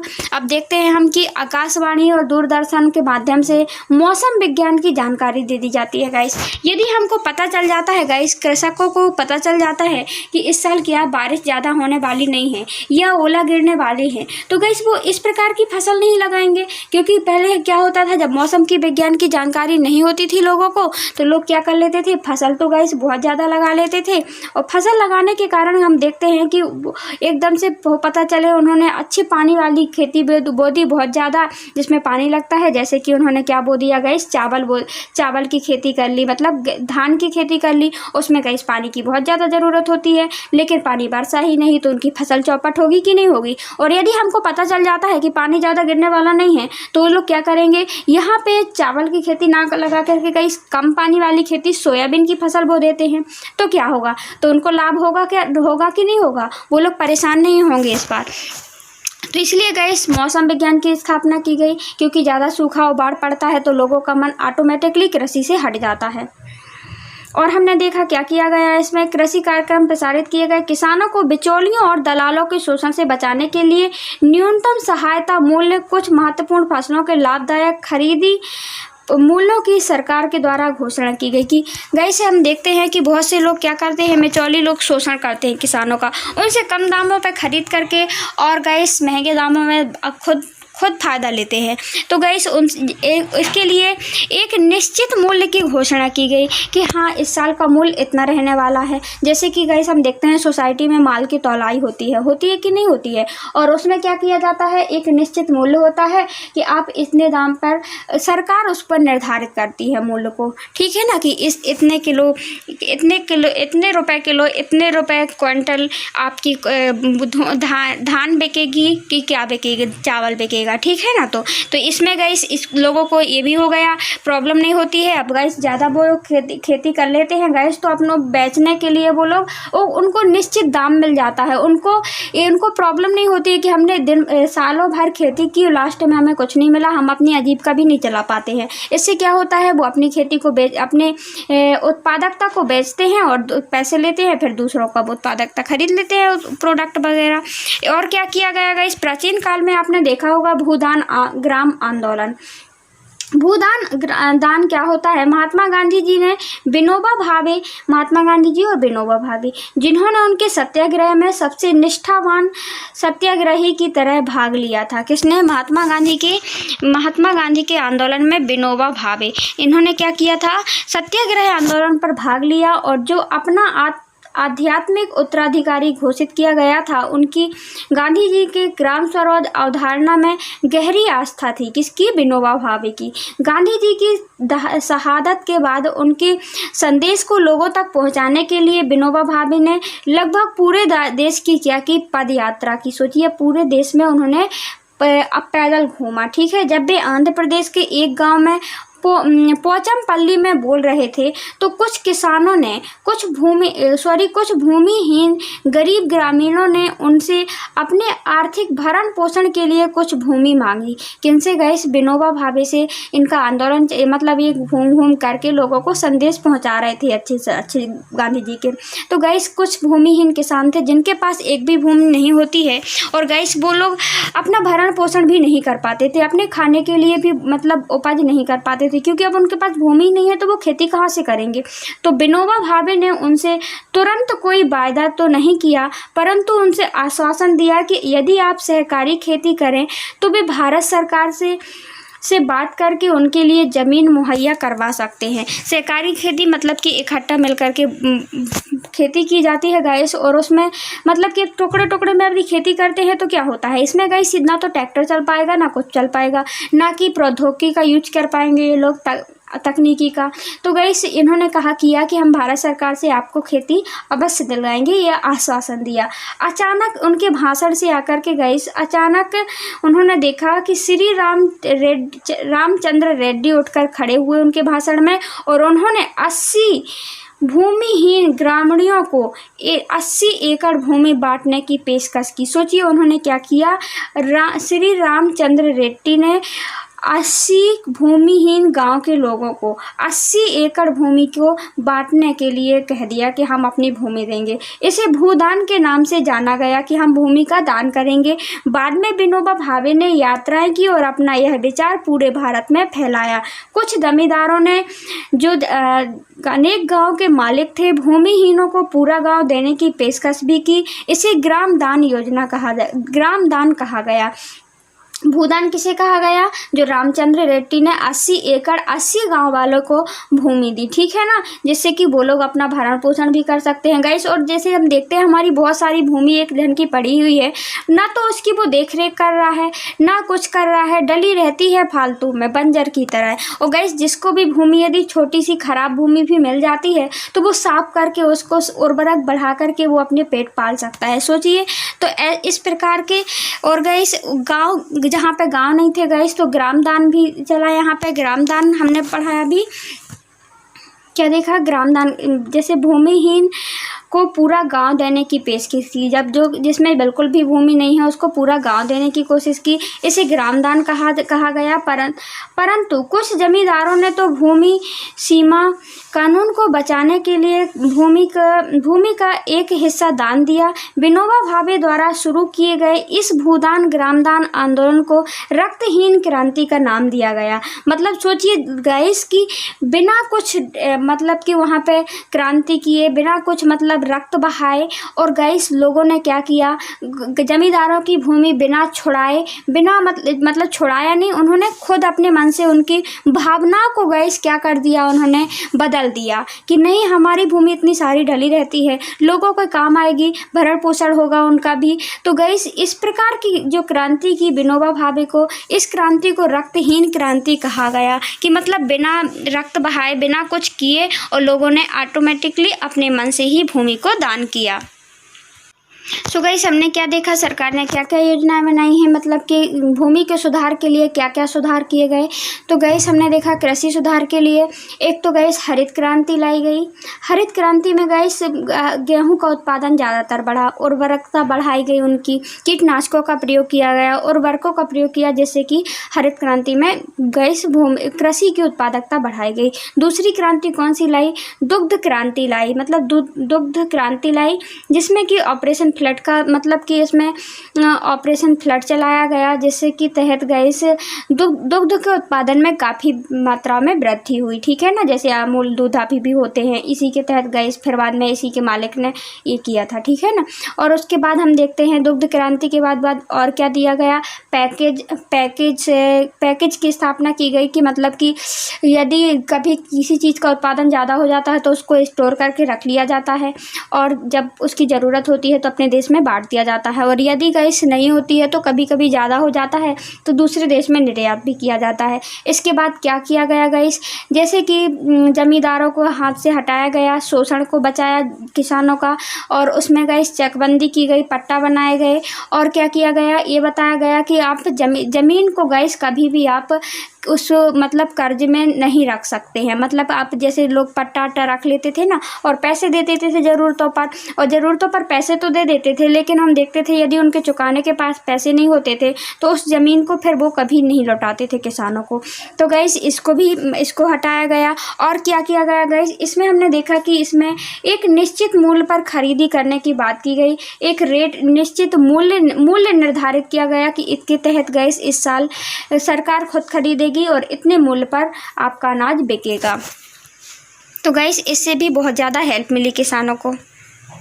सो गाइस अब हम देखेंगे कृषि की राष्ट्रीय अर्थव्यवस्था और रोजगार के उत्पादन में क्या योगदान रहा कृषि का। तो हम देखते हैं रोजगार का बहुत उत्पादन, मतलब रोजगार बहुत ज़्यादा देती है हमारी कृषि।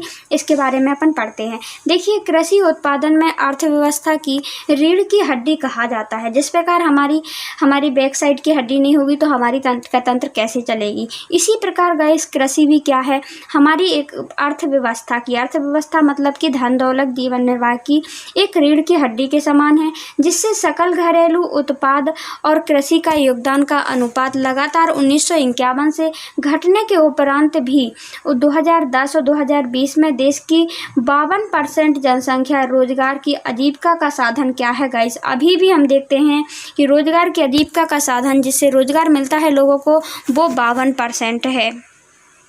मतलब आधे से ज़्यादा जनसंख्या को भारत में कृषि से रोजगार मिलता है, कृषि से लगे हुए हैं लोग। कृषि का सकल घरेलू उत्पाद घटता अंश गंभीर चिंता का विषय है, क्योंकि कृषि में किसी भी प्रकार की गिरावट और प्रगति अर्थव्यवस्था के अन्य क्षेत्रों में गिरावट लाएंगे, जो समाज के लिए व्यापक निहितार्थ है। हम देखते हैं गाइस यदि कृषि के उत्पादन में गिरावट आती है तो हम देखते हैं कि उससे गाइस एक कृषि बस प्रभावित नहीं होगी, दूसरे उद्योग भी प्रभावित होंगे, दूसरे उद्योग धंधे भी नहीं चल पाएंगे, एक तो बेरोजगारी की प्रॉब्लम भी हो जाएगी। देखिए कृषि के उत्पाद में समझते हुए भारत सरकार ने इसके आधुनिकीकरण के लिए भरसक प्रयास किए। भारत सरकार इसके उपयोग समझते हुए गाइस इसका आधुनिकीकरण किया, मतलब आधुनिक समय में किस प्रकार खेती की जानी चाहिए, तकनीकों का प्रयोग किया। भारत सरकार ने सुधार के लिए भारतीय अनुसंधान परिषद की विश्वविद्यालय, कृषि विद्यालय, पशुपालन चिकित्सा सेवाएं, प्रजनन केंद्र की स्थापना की, बागवानी लगाए। गाइस कृषि क्षेत्र में के लिए गाइस क्या क्या किया भारत सरकार ने? एक तो हमने देखा कृषि विश्वविद्यालय की स्थापना की, दूसरा पशु चिकित्सा सेवाएं देने लगे, पशु प्रजनन केंद्र की स्थापना की जिससे कि गाइस पशुओं को गर्भ करवाया जा सके और गाइस दुग्ध उत्पादन में बढ़ोतरी हो सके, ठीक है ना। बागवानी लगवाई गई, हमने देखा भारत सरकार ने बागवानी कृषि की, जैसे चाय आय के बागान लगाए जाते हैं, चाय के साथ साथ हम देखते हैं कि सब्जी अब्जी गाइस इकट्ठा उत्पादन किया जाता है जिसमें बागवानी कृषि में। मौसम विज्ञान की पूर्वानुमान के क्षेत्र का अनुसंधान विकास की वरीयता बताई दी गई। गाइस हमने देखा कि मौसम विभाग की स्थापना की गई। मौसम विभाग से गाइस बहुत ज़्यादा हेल्प मिलती थी क्योंकि किसानों को पता चल जाता है कि कैसा मौसम रहने वाला है, हमको गाइस पूर्वानुमान लगा दिया जाता है जिससे कि उसके अनुसार हम लोग कृषि करते हैं किसान लोग। देखिए तालिका 4.1 में स्पष्ट होता है कि पिछले वर्षों में सकल घरेलू उत्पाद में वृद्धि हुई है, परंतु ये गाइस इसकी बात की जा रही है, देख लेते हैं 2 मिनट। ये है गाइस तालिका, देखिए यहाँ पे कृषि का उत्पादन किस प्रकार 2014 में कितना था? 2014 में 4.2 था, फिर 2014-15 में कितना घट गया? -0.2 और 2016 में गाइस कितना घट गया? 1.1। तो गाइस यहाँ पे घटता जा रहा है। उद्योगों में गाइस कृषि यूज की जाती है, कृषि के कच्चे माल की 5%। और गाइस 2015 में गाइस हम देख रहे हैं 5.9 और 2016 में 7.3% गाइस कृषि के उत्पाद उपयोग किए जाते हैं। लेकिन हम देखते हैं यहाँ पे कृषि का उत्पादन और घटता जा रहा है। इसके बाद देखें सेवाएं कितनी लगी हुई हैं, इससे कितनी सेवाएं चल रही हैं गाइस? 7.8, 10.3 2014 में और 2016 में 9.2, ठीक है। ये सेवाएं भी बढ़ती जा रही हैं। लोगों को रोजगार का देने का कार्य भी क्या हो रहा है? हम देख रहे हैं बढ़ रहा है लगातार। उद्योग धंधों में इसकी उपयोगिता बढ़ रही है गाइस, ये भी उद्योग धंधे भी बढ़ रहे हैं कृषि से संबंधित। सकल घरेलू उत्पाद गाइस 6.6 2013-2014 में, 2015 में 7.2 और 7.6 हम देख रहे हैं 2016 में। तो सभी बढ़ रहे हैं लेकिन कृषि की मात्रा घटती जा रही है, हमने देखा। और हम देखते हैं गाइस सकल घरेलू उत्पाद में वृद्धि हुई है, परंतु इसमें देश के पर्याप्त मात्रा में रोजगार के उपलब्ध नहीं हो पाए हैं। कृषि विकास दर कम हो रही है जो कि एक चिंताजनक का विषय है। हम देख रहे हैं कि कृषि विकास की दर क्या हो रही है? कम हो रही है। वर्तमान भारतीय किसान को अंतर्राष्ट्रीय प्रतिस्पर्धा में बड़ी चुनौती का सामना करना पड़ता है। जैसे कि अंतर्राष्ट्रीय क्षेत्र में देखें तो वहाँ पर कृषि बढ़ती जा रही है। देखिए कृषि सेक्टर में विशेष रूप से करना पड़ रहा है, मतलब कि बड़ी चुनौती का सामना करना पड़ रहा है, ठीक है ना। कृषि सेक्टर को रासायनिक उर्वरक की सहकारिता को कम करने से उत्पादन में लागत बढ़ रही है। इसके अतिरिक्त कृषि उत्पादों पर आयात कर घटाने से देश की कृषि को हानिकारक प्रभाव पड़ रहा है। किसान कृषि की पूंजी पर निवेश कम कर रहे हैं जिसके कारण कृषि रोजगार घट रहे हैं। लोग ज़्यादातर कृषि करना ही नहीं चाह रहे हैं आजकल, हम देखते हैं। और क्या है गाइस, हम देखते हैं वैश्वीकरण का इस पर क्या प्रभाव पड़ा, विश्व का क्या प्रभाव पड़ा, क्या विश्व से कोई तकनीकी हमें समझ में आती है कि नहीं आती है, इसका क्या प्रभाव पड़ा हम देखते हैं विभिन्न देशों का। देखिए वैश्वीकरण कोई नई घटना नहीं है, इसमें उपनिवेश काल भी तकनीकी भी यही स्थिति मौजूद थी। 19वीं शताब्दी में जब यूरोपीय व्यापारी भारत आए थे तो तब भी भारतीय मसाले के लिए गाइस मसाले विश्व के लिए विभिन्न देशों में निर्यात किए जाते थे। जब 19वीं शताब्दी में जब विभिन्न देशों से लोग आते थे गाइस तो हम देखते थे इससे बहुत ज़्यादा मसालों का निर्यात किया जाता था और आर्थिक लाभ कमाया जाता था। और दक्षिण भारत के किसानों को इन फसलों को उगाने के लिए प्रोत्साहन किया जाता था। पहले हम देख रहे थे जिससे गाइस जिस चीज़ का उत्पादन निर्यात होगा ज़्यादा से ज़्यादा बिकेगी, वही चीज़ का उत्पादन भी होगा कि नहीं होगा, लोग करेंगे, प्रोत्साहन मिलेगा। आज भी मसाले भारत से भी भारत से निर्यात किए जाने वाली मुख्य वस्तुओं में शामिल। ब्रिटिश काल में अंग्रेज व्यापारी भारत से कपास क्षेत्र की ओर आकर्षित हुए और भारतीय कपास को ब्रिटेन में सूती वस्त्र उद्योगों के लिए कच्चे माल के लिए निर्यात किया गया। मैनचेस्टर और लिवरपूल सूती वस्त्र उद्योग भारत में पैदा होने वाली उत्तम किस्म की कपास की फसल की उपलब्धता पर फली फूली। हमने देखा मैनचेस्टर किसको कहा जाता है, मुंबई को। यहाँ पे गाइस हम देखते हैं सर्वाधिक सूती वस्त्र उद्योग थे। गाइस यहाँ से बहुत ज़्यादा ब्रिटेन को माल जाता था, ठीक है ना, सूती कॉटन का कपास जाता था, ये ब्रिटेन जाता था गाइस। और हमने देखा कि बहुत सारे मसाले वगैरह भी गाइस भारत विश्व में हम देखते हैं विश्व में विख्यात थे। और हमने देखा आपने 1917 में बिहार में हुए चंपारण आंदोलन के बारे में पढ़ा होगा। इसकी शुरुआत इसी क्षेत्र से हुई थी। हमने देखा कि 1917 में जो चंपारण गांधी जी ने करवाया था गाइस, आंदोलन हुआ था, तो वो इसी से था एक प्रकार से कि अंग्रेज लोग किसकी खेती करवाते थे उस टाइम, नील की खेती करवाते थे।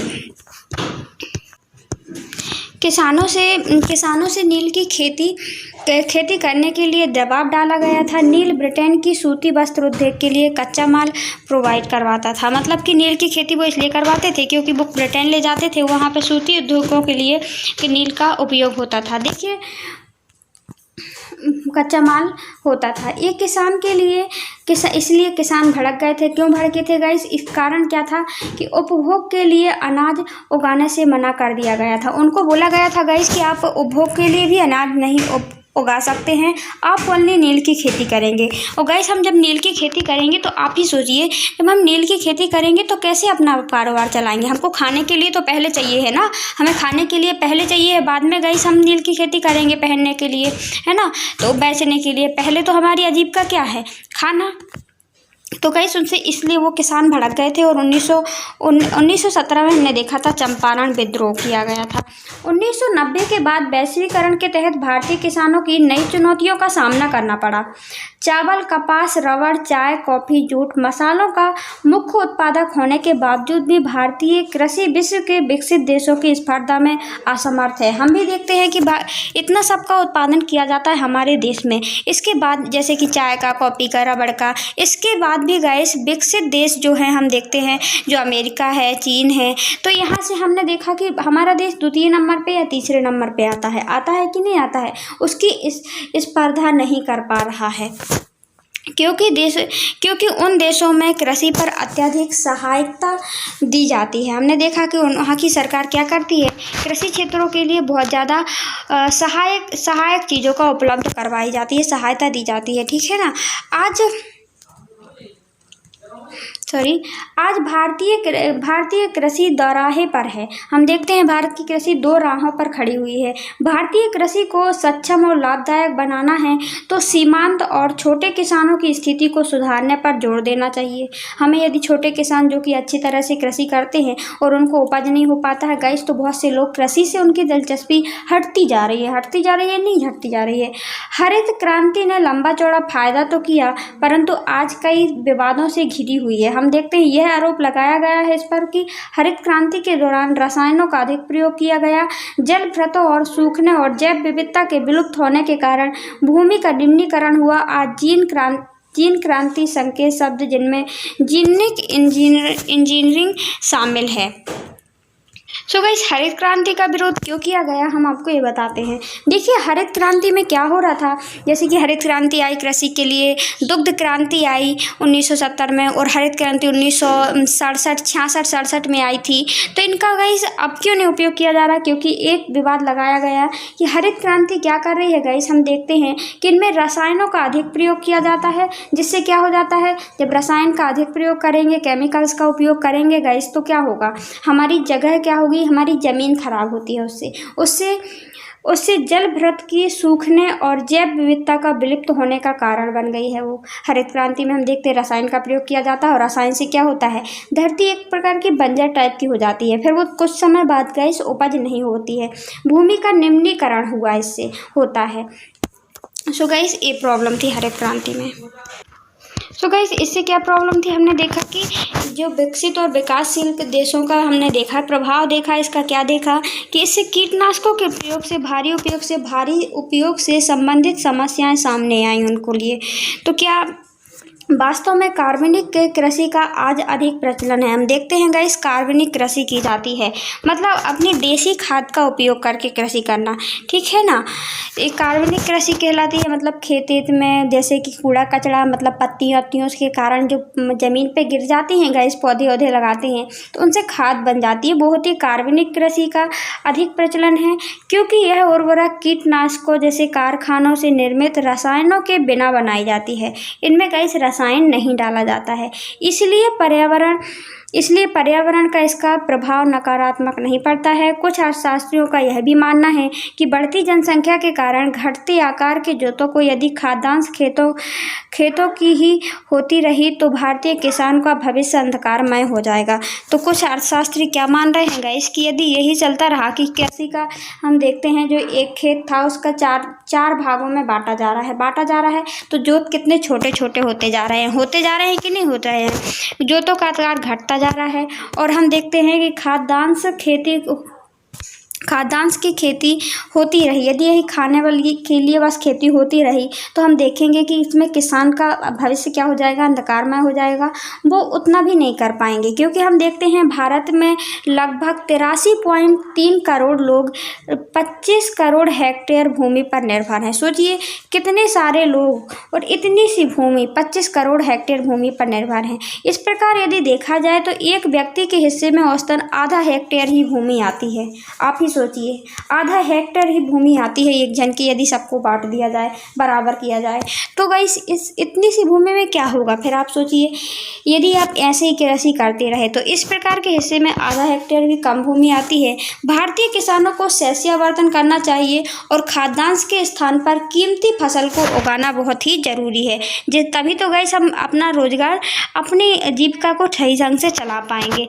इस आमदनी में अधिक, जिससे आमदनी अधिक हो और इसके साथ पर्यावरण का निम्नीकरण भी ना हो। कार्बनिक कृषि यदि आप कर रहे हैं तो इससे कैसे आपका उत्पादन भी बढ़ेगा। यदि आप देसी खाद, मतलब कि गोबर खाद है और साथ में गाइस आप देख रखते हैं पत्ते सड़ जाते हैं, यदि एक जगह आप लगा के देते हैं तो उससे क्या होगा, भूमि भी खराब नहीं होगी और उर्वरकता उससे बढ़ जाएगी। फलों और औषधीय पौधों, बायोडीजल फलों जैसे जेट्रोफा और जोजोबा, ये क्या बनाते हैं गाइस, डीजल बनाते हैं ये पौधे। तो गाइस इनका उत्पादन करना, फूलों और सब्जियों को उगाने के लिए चावल या गन्ने के बहुत कम सिंचाई वाली की आवश्यकता होती है। भारत में जलवायु की विविधता विभिन्न प्रकार है, कीमती फसलें उगाकर उपयोग किया जा सकता है। गाइस तो हम देखते हैं जहाँ पर हमारे भारत में कहीं ज़्यादा पानी गिरता है, कहीं बिल्कुल नहीं गिरता है, कहीं कम गिरता है, तो इस प्रकार विविधता है। तो हमें उस मौसम के अनुसार ही गाइस वहाँ पे फसलें लगानी चाहिए। आई होप गाइस आपको क्लियर हो गया होगा। कैसा लगा ये लेसन गाइस, कमेंट बॉक्स में कमेंट करके अवश्य बताएं। So thanks for watching guys, मिलते हैं अगली वीडियो पर। पढ़ते रहिए, बढ़ते रहिए। Thank you.